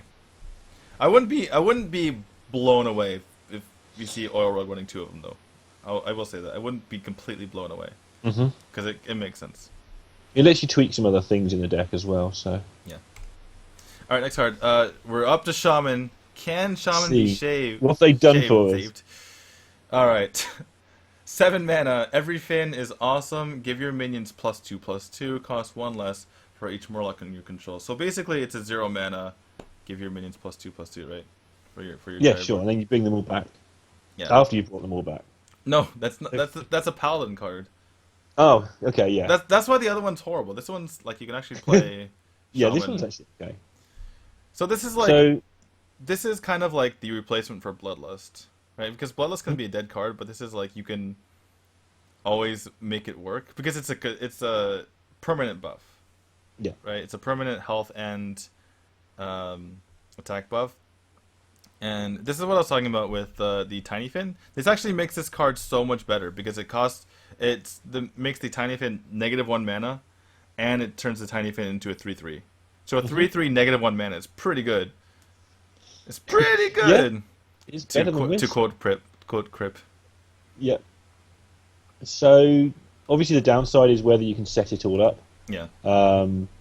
Just very briefly touching Arena, this card is really, really, really good. It's awesome, in fact. But yeah, back to Constructed. The permanent buff, the fact it probably costs, what are we going to go for, 5.5? Casting cost? 5.5. You don't stick many, you don't just go Murloc flat out here, do you? You play a Murloc deck and then you play this. So I would Oh, say okay, you would just go flat out Murlocs and make it cost 3. yeah. I mean, you don't. I don't think you just play this. I mean, I guess you could put the Sir Murgleton guy in. Maybe no. I mean, it's too expensive unless you're playing Murlocs. And if you're playing Murlocs, you have to play all the Murlocs because they're not good by themselves. So Okay. this costs usually 3 Okay, and do if you you're gonna think get it's it worth? off. I mean, obviously it's conditional, right? You're not gonna. I mean, the thing is, it's only gonna be worth it if there's 4 on the board, and usually you're gonna have 4 Murlocs on the board if you have 4 things on the board. So it usually costs 3 to 4, I would say. If you might have another kind of other minion, so it usually costs 3 to 4, and it buffs everything huge. That's interesting. What's interesting This card, to me is this card that actually might finally make Murloc Shaman good. People try to make Murloc Shaman good, but it was an okay deck in the beta. It was mostly just kind of like a gimmicky deck even then, yeah, and obviously got much worse and worse and worse as other decks got better. This deck or this card by itself, because you could play this. You could actually just do nothing and bide your time and be like and just play a bunch of stuff on turn 7, and then have a huge board that's not AoEable if it's buff enough. Yeah, that's all I was going with that in terms of not the Murlocs. But if you're just going to go all in on Murlocs, do you think that works? I mean, it can certainly do. I can see that it can. Do you think I that makes it I don't a have good enough deck? experience with Murloc Shaman. I mean it was played so long ago, but I think this has okay. Either this works really well and makes another Shaman deck, or it's unplayable. I don't think you're gonna play it without Murlocs. Okay, that's fair. I mean, in Arena you do. You just play it as a 7-drop or a 6-drop, Okay. and just say this is Bloodlust again. Is another, Bloodlust is brilliant in Arena, but it's just another one. You said already, your guys don't die. One of the problems with Bloodlust in Arena, if you play it to clear the board, you've probably lost the game. But in this, you can play it to clear the board, and your guys are still buffed. So yeah. It's a big buff in Arena. But yeah, I look forward to seeing some Murloc Shaman. I'm sure we'll see it again. I've mentioned it once, but I'm sure we'll see it in the Chinese League, Yeah, definitely. where they'll play anything to try and make Shaman get a win. Yeah, seven mana for this just to buff without the Murlocs is way too much. Right. It's not gonna work, and they're not gonna. No one's ever gonna give you the opportunity to do that. Yeah. But yep. All right, next card, Rumbling Elemental. 4 mana 2/6 common card. After you play a Battlecry minion, deal 2 damage to a random enemy. This one makes much more sense than the actual legendary from before, because you can do 2 things at once, kind of. You can do damage to one thing and then damage to another thing, or you can buff a guy and then do damage. Obviously, it's kind of the nice thing is it has these 6 health, so you can kind of use the 2 damage that it does to something and finish it off. So it can be a 4/6 in certain situations as long as you have the right battle cries. You can play the Destructor guy. What's his name? The 4 mana 3/6 but gets buffed. Oh God. That guy. You can Yeah, play that that guy. guy. You can play Fire Elemental. You can do stuff like that. So, the problem with this guy is he costs 4 mana. There's lots of good 4 cost cards like Shredder, like we mentioned before. That's the biggest problem with this. But the other thing is, like, I don't think this card by itself isn't really good enough to make Shaman come back. It's decent. I think it'll see if people try to make Shaman work. I think this will see play in those Shaman decks as long as they're not Murloc decks, obviously. You can play this with the. Toughness is big. You can play this with the totem, the Tuskar Totemic as well. So that's a thing. Because having played, I played a bit of Pirate Rogue, where you've got the ship's cannon doing the same battle, basically doing the same thing as this. And if you get one activation of it off, it's pretty important. But that dies because it's a 2/3. But this being a 2/6 is actually relevant, and there's probably as many battle cries as pirates, basically, as if you were going to build around it. It's probably pretty good, but it's probably again a different build, like you say. It fits in with the totem guys. Sorry.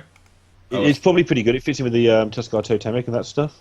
Yeah. I can imagine there being a new build of Shaman that works with this deck, but with this card, is there a 5 mana Battlecry? I guess Drake, Azure Drake can be a thing. 5 mana Battle Cry. Because you play this on 4, you want to play something on 5. Is the point? I guess you can play this on 4 and then have Tuskar Totemic and then like. Yeah, you say Azure Drake's really good. And then the flame guy. I forgot his name. The guy. Would you play something stupid if you were playing this, like Silverhand Knight with loads of buffs? If you're playing buffs anyway,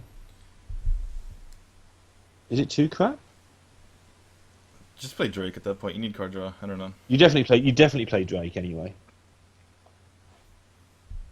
I'm gonna comment. I've watched 3 card reviews. No one knows the name of the cards in this game. There's too many cards at this point. We know what they do. Yeah. That's the point. We can. If I look at a card art, if I just look at the card, and you just don't show me the text, and cut out the name, I know what that card does. But yeah, it's the names. There's too many names. But I think this could have potential. It's really annoying, obviously, and you kind of have to kill it, and it's hard to kill. So, yeah, it'll be interesting. I think it is a buff. It is definitely a buff to Shaman, but that's not hard. Like, it's got a new card, it's going to be a buff. Yeah, that's true. I mean, Um, I guess that's kind of what I'm getting at, right? It's whether Shaman gets better with this, but other broken cards in other decks are more broken. yeah, so it's still Shaman, right? You've still got no good hero power unless you draw your Sir Murgleton, Nurgle.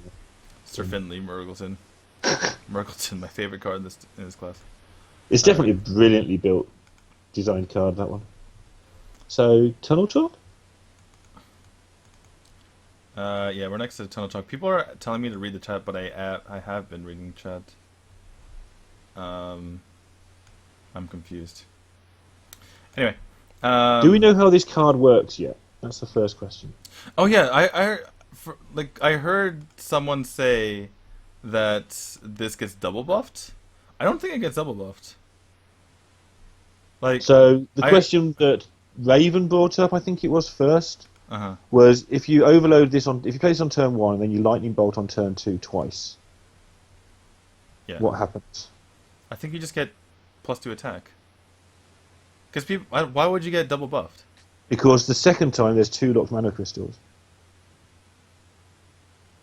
The way it's worded. So the first time you cast Lightning Bolt, you've got a locked mana crystal, you gain 1. Yeah. That we can all see that, right? The second one locks the second crystal, and so you have 2 crystals locked. So the argument is from some people that it's per locked mana crystal. So you've already got 1 locked from before, and now you play the Lightning Bolt, and you lock another one. So that's 2 locked mana crystals. You're okay. You're That's the aim. basically using the word locked and using both meanings and then So it's adding instead them of to per, each other. So pick a meaning and go with it, I think is what I'm trying to say. so it's instead of per crystal that the card was locked.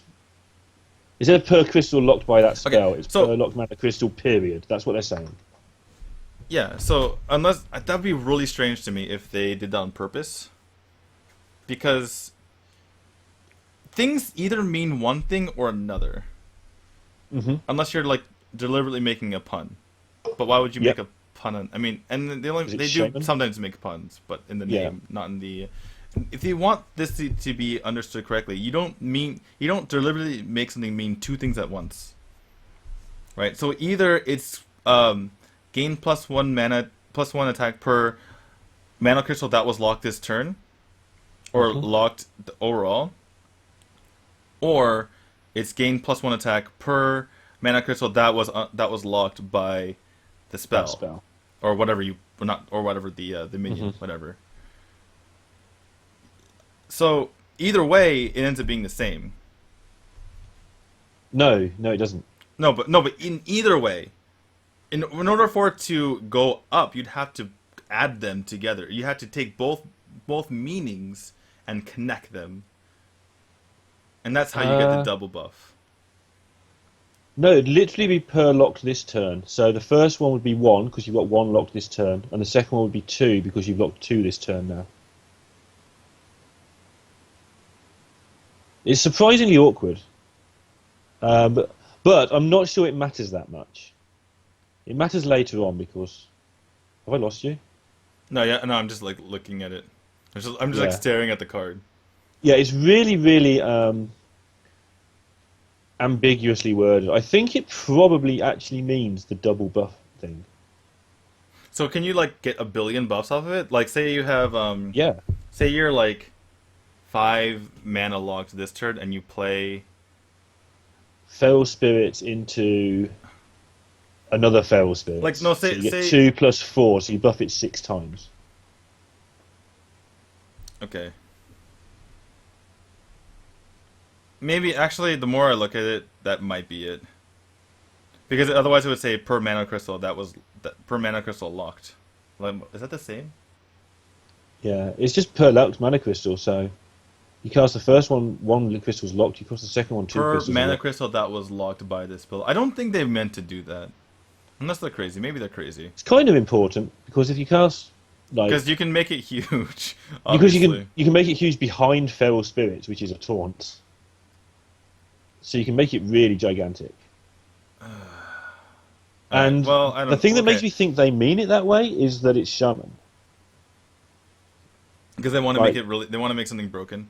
printing something broken in shaman makes sense. Yeah, and something broken that has to do with Overload, right? Because Overload's like ruined Shaman so far. Yeah. Um, and having 3 toughness would also kind of go with that because it just dies to every spell.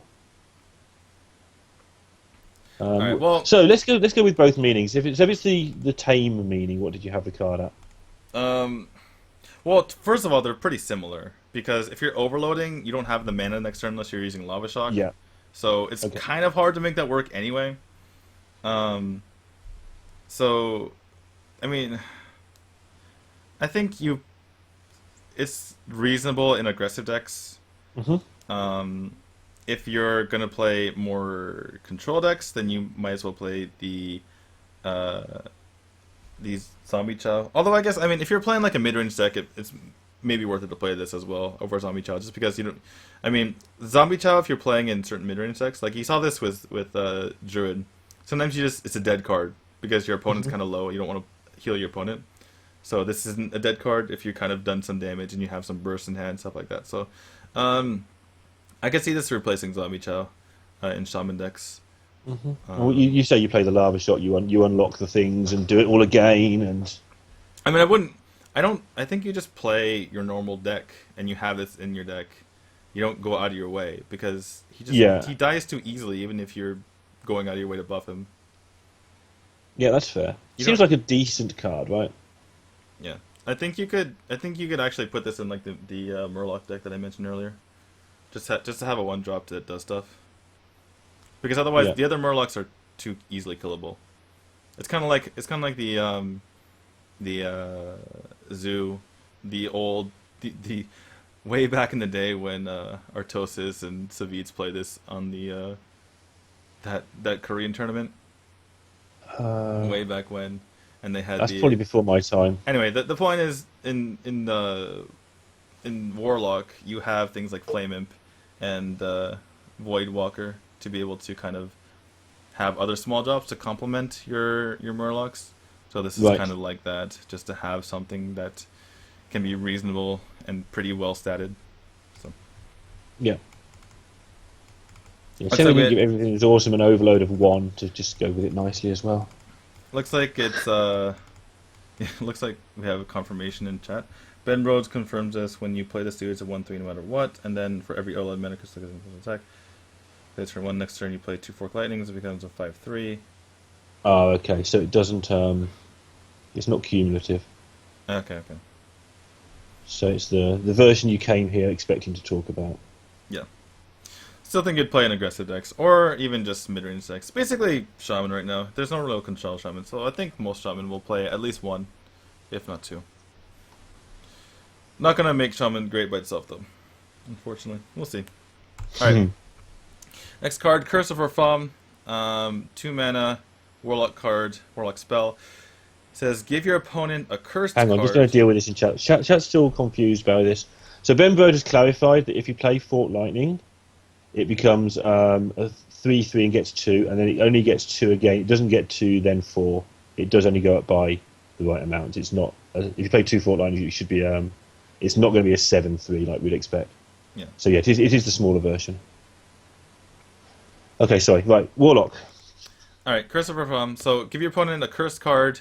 While they hold it, they take 2 damage on their turn. So, cursed is it's like that one boss a while ago. I forgot which adventure it Hmm. was, but you have to play. It costs 2 mana to get rid of the cursed card.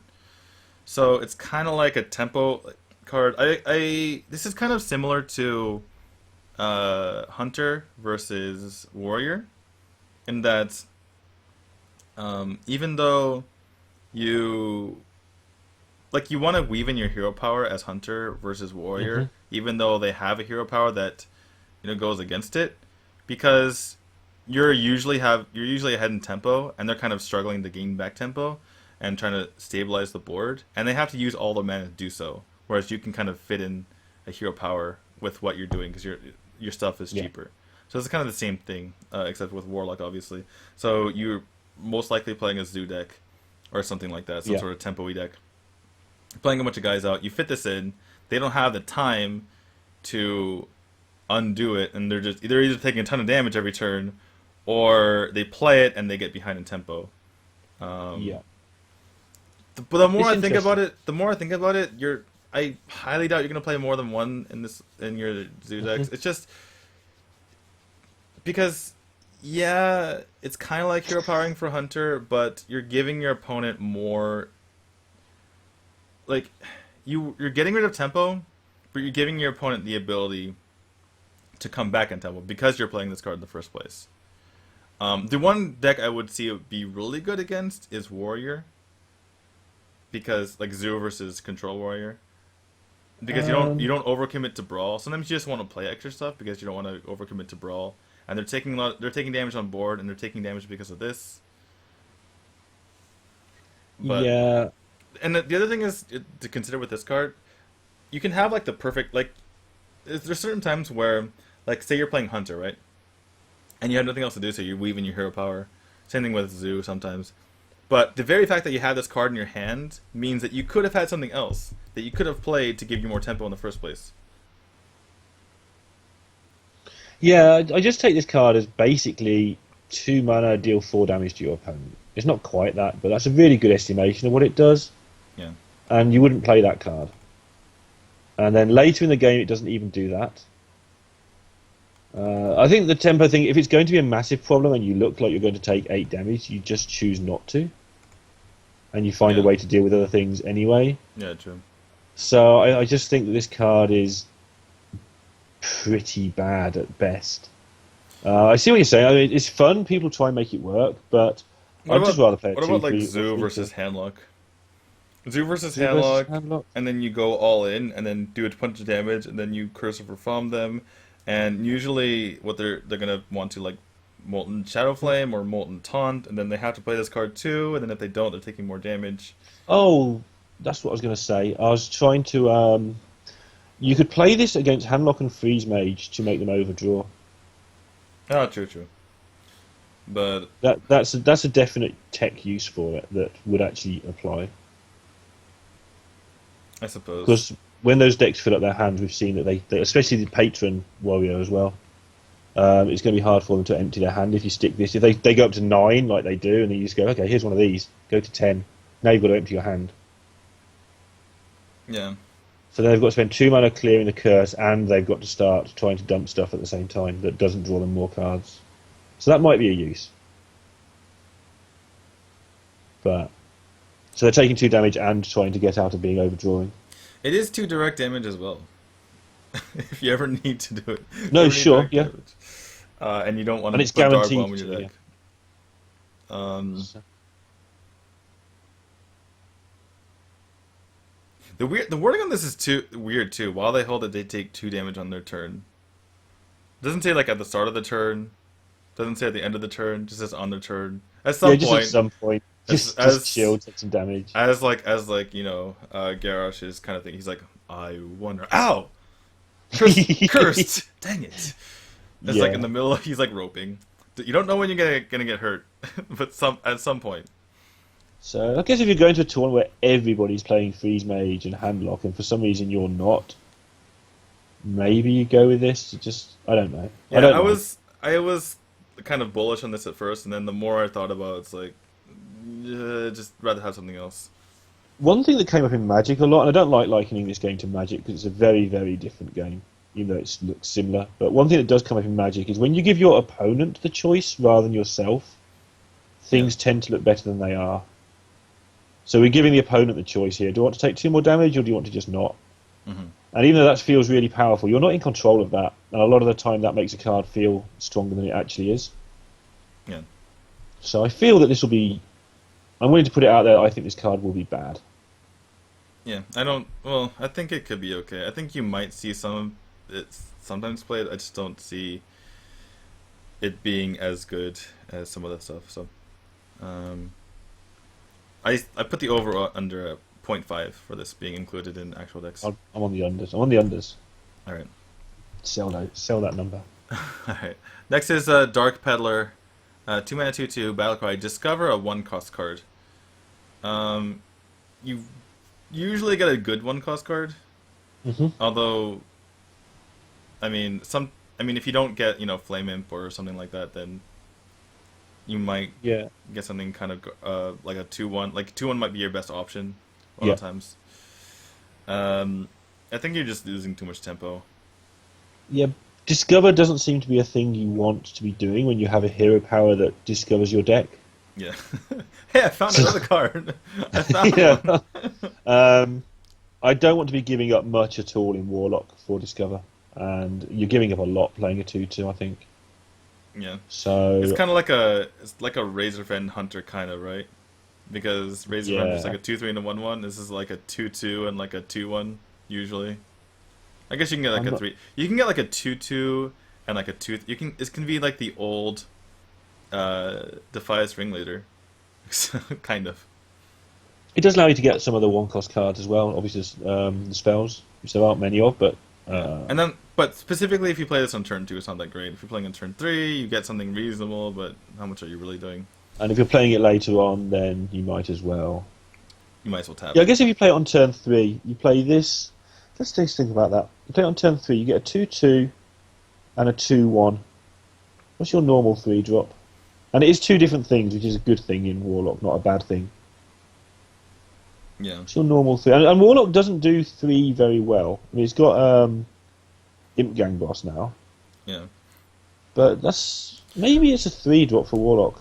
Yeah, that's the thing. It could be some sort. It could be a 3 drop for Warlock, just because. I mean, you want to get a good 1 drop, and a lot of 1 drops aren't that great right now. Like you kind of want to be playing Abusive Sergeant, but you don't like that as a 1 drop.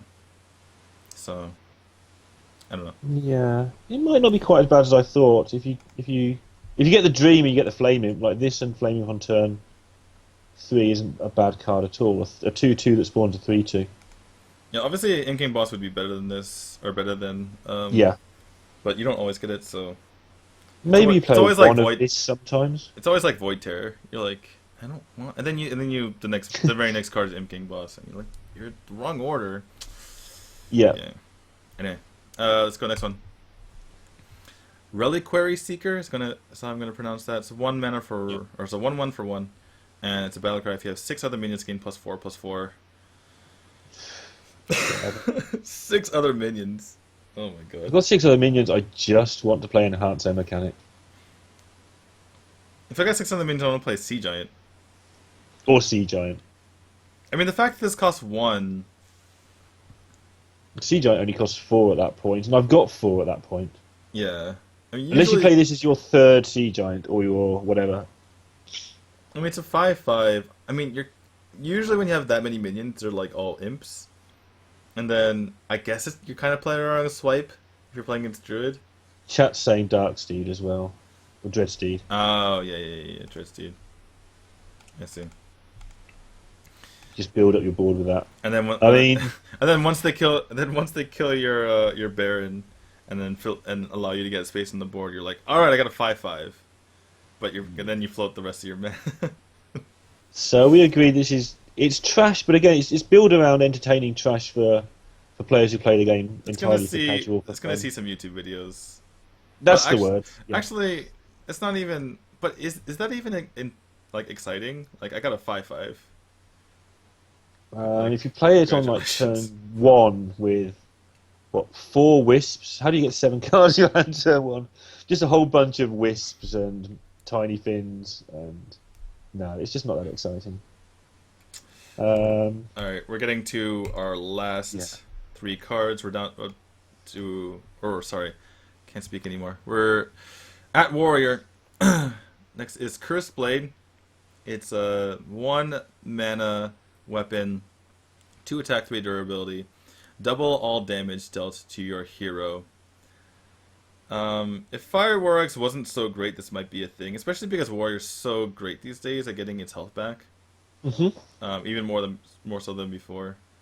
I So what about tempo wise? If you want to play a face warrior, play this on turn 1, play I turn don't. 2. You can actually now play I a mean, minion. yeah, no, yeah, that's definitely like something that could happen. But I still don't think Face Warrior is good enough right now. I don't think this puts it over the top either. Um, Yeah, I've changed my mind about it 100 times in Arena. I think it's good. oh, Uh, I think it's really good in Arena. It actually makes use of your hero power. I think it's also kind of it's so much tempo. It's just going to make Arena really frustrating. Like, to play against this card is just going to be, okay, they got the Curse Blade, great. It's going to be like Muster for Battle. It's going Yeah. to be like, great, what do I do for 3 turns? I'll just sit here and watch you have 3 turns, then we'll start the game and see if I'm still alive. It's kind of just really trashy for that aspect. Mm. It's going to make Fireball a really good card. It's coin Fireball, take 12, I win. 12 to the face. Oh, it's so good. Um, But yeah, joking aside, it's just going to make Arena unfun. no, don't say Like that. when you play against a warrior who does this turn 1, it's going to be great to play it. If you're the What warrior about who's got it, it's what going to about be great. Arena of Warriors matter? What They happens? don't. They really don't. There's only 8 classes in Arena. Warrior's not one of them. Oh my god. Um, I think there's like no, I mean, in fairness, they've done a really good job here of buffing Warrior in Arena to bring it into line. I think Priest was worse anyway, but I think they buffed Priest a little bit as well. But marketing lines aside, I think Curse Blade's really good in Arena. I just think to play against it is going to be like playing against Muster. It's like it's a rare, so when they play it, it's just going to frustrate you. mm-hmm. But I think it's powerful. I think it's almost game winning if you play it on turn 1. Mm. It's going to make people play 2 3s again, which is good because people are currently playing all 3 2s. And now you can't just go all in playing 3 2s everywhere. You're going to have to go back to playing some 2 3s as well. As far as constructed, is it worth taking the extra damage? Like, if someone plays a 1-drop, say someone's playing like Face Hunter and you don't want a coin yet, so you just kind of, or they play the Leopard Gnome and you just kind of play your Curse Blade, you don't have anything else in your hand to use, you take 6 damage. Yeah. That's I pretty think if painful. you're playing in constructed, you've got to make sure you win really, really fast. Well, I mean, you could fit it in at some point because 1 mana is really. I mean, the thing is about 1 mana is you don't have to play on turn 1. You can fit it in a turn. So you're going to play it as a great card that is also a deadly shot. Or not a deadly shot, deadly, whatever the thing is, it's 2 damage. There's loads of 1 mana do 2 damage. Win the Yeah, game. and then just take a shit ton of damage because you have Justicar. Yeah. Yeah. Okay. But then you've got War Axe for that job anyway. yeah. Yeah. Yeah. No, I'm sad. Anyway, the more I think about it, it's kind of like you're taking too much. Like if you're gonna use it, you're taking too much damage because you're using it as aggressive decks, and they're like, great, do more damage to yourself, and then you can't get rid of it. Yeah. You can't get rid of it, so I mean, unless you equip something else, and if you had something else, then you might as well equip that in the first place. And then if you're playing against control, then it's not going to be too useful because it's only 2 attack. Yeah, the more I think about it, not that great. All right, next card, Fierce Monkey, 3 mana, 3/4. It's a beast, the first beast in control or in a warrior. And yeah, 3/4 taunt. I like the name, Fierce Monkey. Gets to the Okay, point. this has a little bit more going for it. Going back to the Cursed Blade, they're printing a lot of cheap taunts for Warrior. Yeah. So maybe there's a deck going to happen where we play our Cursed Blade on 1, and then we just taunt the crap out of our opponents. Bolster, I mean, right? they're pretty aggressive taunts. We've got 3 2s, we've got 3 4s, we've got bolster, we've got aggressive taunts. Is Bolster finally a thing? What? And Cursed Blade sits behind those taunts and says, "Sure, I'm taking double nothing." And you have the weapon that gets extra durability from taunts. I forgot what it's called. Yeah, they're obviously trying to push that one. direction. Yeah, though. that one. Yeah, I know, there's a card that does that. I agree. No, but joking aside, like they're making these aggressive taunts, and maybe with one more set to go, maybe aggressive taunt warrior will be a thing. I don't know if it's aggressive. I think it's a 3 mana card, and then Warrior didn't have 3 mana cards. You can't, like, a lot of times you can't play Frothing on 3 because they coin Shredder, Mhm. and then you're like crap. I guess I you mean, could you could Despite that, but I mean, sometimes they have a board which is bad against Shredder or against Frothing Berserker, and this might be better. It's also a taunt. I think this is better for being defensive. I think you might see one of these in control. Like it's kind of like Bash, right? Like Bash is so boring. It's like Really is, 3 yeah. mana, 3 mana, do 3 damage, heal 3. It's so, but then now people are playing 2 of that in control. I think this is gonna kind of be like Bash. People are just gonna play it just because it's kind of like it's just solid. protects you. It's a taunt. It's a three. It's just 3-drop. It competes with stuff on your opponent's side of the board. Early game. Yeah. I think And people are gonna obviously in play it for Arena, that it reason. fixes things as well. So I think it's It's actually clearly. gonna see play. I lost you there for a second. It's clearly printed for Arena, right? I mean, I, I don't know. I don't know if Blizzard actually cares about Arena Uh, I Warriors. don't think they care much, but they know what the worst classes are, and they do buff them all the time just to try and they always buff Paladin anyway, Yeah. but then they also buff the worst classes. That's their rule of thumb. Each expansion they buff Paladin and the current worst class. That's funny. But yeah, no, I think this will see played and constructed. It's just kind of a Wow. boring. It's like this sets bash. It's like it's boring. Yeah. Let's just play it though. Did you play it as well as Bash, or do you play it in place of? Mostly Play in it place third of. 3-drop? You're not gonna put 2 bashes and 2 fierce monkeys. I feel like that's So you're going overkill. under over 3. That there's between Bashes Yeah, and Monkeys. 2.5. 2.5. Okay. Like maybe you go just 2 of one or 2 of the other, or 1 and 1, or you go 2 and 1, something like that. hmm 2 and 0, 1 and 1, or 2 and 1. It's just I don't see 2 and 2. It's really weird. No, that's a lot for Warrior to have early, but I think 2 and 1 would be good because turn 3 with Warriors quite often just play War Axe or Armor Up, Yeah. and I don't think that's optimal use. I think they'll try and play the third 3-drop. Also, That you can makes sense scare to me. you can scare your opponent because it's a fierce monkey. It's got a short sword and a shield. Is that a banana sword? Where's that? Uh, Hold on, we're gonna make this big for you guys. 1 It's second. important though. Definitely important right now. It looks like a banana. It's got like a banana, like what's it called? The handle. Like I don't know. I don't. All I know is skin. that's Yeah, it looks one. like it's a peeled banana. It does look like the handle is a peeled banana. All I know is that's one fierce monkey. Yep. Certainly a fierce monkey. It's pretty fierce. Anyway, Unlike the next card, which is just Jar Jar Binks. this has gotten pretty long, by the way. It's like 1 p.m., 1 a.m. here. You can Yeah, go to sleep. yeah. All right. Anyway, I was going last to one. sleep, Dave. I might not now. Last Yeah. card. Last card. Obsidian Destroyer. 7 minutes. And 7 it's not 7. over yet. Yeah, this is a card that needs chat. This Yeah. is this is like the poor man's. This is like they saw Doctor Boom, and they saw a Hogger. They said, "What if we made a Dr. Doctor Hog. Hogger?" The And show will be happy with that. so at the end, it's a 7 mana for 7/7 for 7. At the end of your turn, summon 1/1 Scarab with Taunt. So it continuously makes it like Hogger, and it has it looks like Doctor Boom, right? It's kind of like a half Doctor Boom. Yeah. After 2 turns, it looks a lot like a Doctor Boom, assuming they don't kill the 1/1 for some reason. I think this is really good, by the way. It's obviously really good in Arena. We'll forget that aspect. I think in Constructed, it's just got so much competition on 7, but Just play they Hogger. have to. They What? have to be able to. Yeah, but it's big.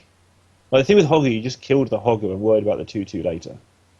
This guy, you have to kill the 1/1 to get to the 7/7, and if you don't, it's coming back. I think Yeah. it's probably more I controlling mean, than it looks at first Yeah, glance. that's true. Especially if you're playing other BGHable targets in your deck. hmm Yeah, yeah, I'm assuming BGH you overload it rather than so you play Baron or whatever. That's a bad example because he's on 7 as well. But Just play Baron, Doctor Boom, and this. It's fine. so how do you kill this guy without BGH? Like, I know you can, but the question's aimed at sort of what value do you get out of playing him.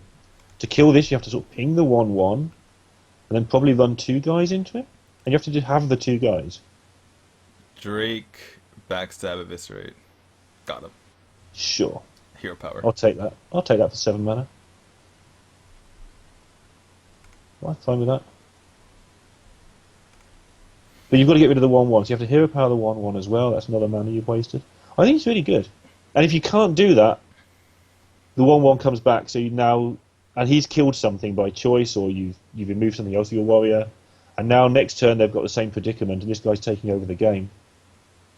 I think he might be a lot better than he first looks. Like, he does a different function to Boom. His function is I'm going to sit here and not be killed, whereas Boom's function is kill me and my friends and we'll kill you back. True. This guy says And you're not going to kill. you could put two of these in your deck and Doctor Boom. It's like triple boom, kind of. Triple boom. It only takes 21 mana, but you're good. So if you put three booms in your deck, you're gonna get one on turn 7, even though that already happens. But Yeah, exactly. You don't need the other two. I just think he's going to be underrated. I think this guy is a bit of a sleeper. you heard it here first, guys. Triple boom, Triple boom. triple boom. All we need now is like tiny fins, and we're there. You put, just to make this guy feel like a boom, you put him down, and then you put a tiny fin to the left. You gotta put him to the left, guys, to make sure that there's the symmetry. I assume it's gonna spawn. Everything spawns on the right, so I assume he spawns on the right, or the scarab does. So and there you go, Obsidian Boom, Doctor Honker. Doctor Hogger. So, Doctor Hogger, guys, we've done it. but no, I'm joking aside because it is late. I understand it's even later where you are. It's like I just think he's a playable card. I think he's one of the better cards in the set. All right, I'll try him out. I'll put him in my deck. See how it goes. What do you think overall? What's your favourite cards here?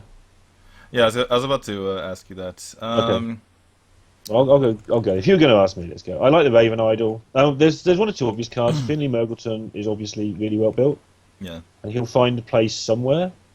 Reno Jackson, I think, will be very interesting. Well, not very interesting, but Hurian Freeze. And I think that my sleep will be Raven Idol, personally.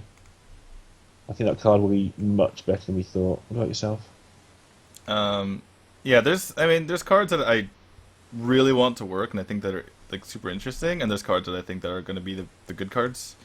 So those are like kind of two different categories. Mm-hmm. Some of them are similar. I'm like looking through my list right now. I guess I should probably look at a different thing so it's easier to see.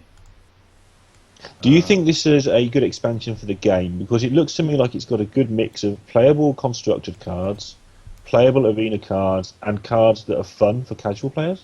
Yeah, the thing is about this set, there's no broken cards like the Orison or Doctor Boom or Lotheb. That's like just things that you put in everything. Mm-hmm. But I think I like the Discover mechanic a lot. I think it'll be good for the future. And I just think that, yeah, there's like a lot of solid cards in here. It's good for arena. It's good for like there's just gives you more options to construct it, right? Because sometimes, like for instance, we talked about the Fierce Monkey for Warrior. There's just that card doesn't exist for Warrior. I mean, you can play like a Spider Tank or something, but yeah, it's very different. Yeah, you're just like there's so many restrictions on certain decks. Also, there's the possibility for future decks. Like I mean, I mentioned it kind of in jest. With the Beast Druid, but I mean we're getting there. Like we're getting closer and closer to having, archetypes for a lot of decks that people want to make, and in particular having multiple decks for multiple archetypes for each class, and that's not something. I mean, that's something you could say like a year ago. A year ago, there was like one archetype per class. Warlock. What's he playing? Yeah, exactly. The great advantage of Warlock is we don't know what his deck is exactly. until he mulligans only one card. Then we know exactly what his deck is. Yeah, and now we're down to like Rogue, and then like Shaman's just garbage. So we're getting closer and closer to more decks having, or more classes having more archetypes. That's actually the irony of Shaman, because it's garbage. It's got the most archetypes. Because no one can figure out what to do. Yeah, like we found that like casting together that Shaman is the deck that you don't know what it's going to be ever. Yeah, because they just don't know what to do with it. But yeah. Anyway, I guess I should say the cards that I like. Mm-hmm. I guess Teneltrog. I like all three Shaman cards because I think all of them have potential, even though they seem kind of underwhelming. But let's see. I like Unearthed Raptor. It's just, again, not playable really right now unless you make a new rogue deck, but I think it's really cool. I like Entomb just because Fatigue Priest might be a thing. Yeah, that's one of your ones for the future, right? Yeah. What else? What am I looking at? Dark Chap is so funny to me. Just like I want. We're gonna see those games where dart trap. Someone just plays like double dart trap and it goes like five to face and then five to face again, and the guy's like, "Why did I hero power?" Explorers had something for the future. I kind of like that too. I like Desert Camel just because it could be really cool. Mounted Raptor as well. Raven Idol, I think, like you and I think it's gonna be like a such a cool card in Druid. And then Sir Finley Murgleton, and then finally, I want to say, I think by the way, I think Genius Zephyrs might be reasonable. I think someone will figure that one out. But the biggest one that I think no one's predicting is going to be a difference maker is Murloc Tiny Fin. I'm not even joking. I think No, I know you're not joking. I That's why I'm think scared. it could make Murlocs work. It can make Murlocs work because it's just the tempo you get. It's like Totemic Might almost made a comeback in Shaman, but it just turned out that Totem Shaman was garbage anyway. But again, if you compare, if you put if you combine it with Every Fin is Awesome, it's a -1 cost 3/3. -1. -1 cost 3/3, guys. 3/3. Think about that Wow. for a second. It's pretty good. They pay you to have the card, They pay you to have a 3/3, guys. and it's cute. And it's adorable, and they're never gonna kill it. Yeah. It's too cute. They can't. Well, they was that can't today, kill that it. conversation? Yeah. It was today. Well, it was yesterday for me, because it's The other thing I'm impressed with is the lack of cards where we just went, this is definitely garbage, move on. And that's partly because we aim to do it that way, but yeah, true. genuinely there are very few cards that, apart from the really stupid 8/8 thing, The stupid 80. like at least even the garbage cards. I know you don't like Eerie Statue. Maybe Gorilla Bot's not that great. Maybe Jeweled Scale's not great. Most of the garbage cards, apart from that Devil Saw, which is just trash. Yeah. They've all got something interesting. You can go, oh, What do you have this against Gorilla Bot, Devil I can Saw? get myself another net. What What I do have you- against Devil Saw is just so bad. It's, Alright. it's worse. I mean, it has to be worse than a class card, but it's so much worse than anything. I guess it's a common that Yeah, it's just people who like don't play Druid can put in their decks. At I rank think they just 21. they wanted people to have an 8848 because it doesn't exist actually. Like the 8848 doesn't exist, so they wanted everyone to have an 8848. They felt like that was a common card that people should have, and not leave it exclusively to Druid. That's fair. I mean, that was the great thing with North Sea Kraken in the last expansion, where the card's not great, but it's playable if you haven't got many cards. So maybe it's in the same philosophy as that. Yeah, all the expensive cards are all. I mean, all the high mana cost cards were all like legendaries and stuff until a couple expansions ago, which is kind of crazy if you think about it. Yeah. All right. So that'll be it, guys. Thank you for watching. We got up to a decent number, which is cool.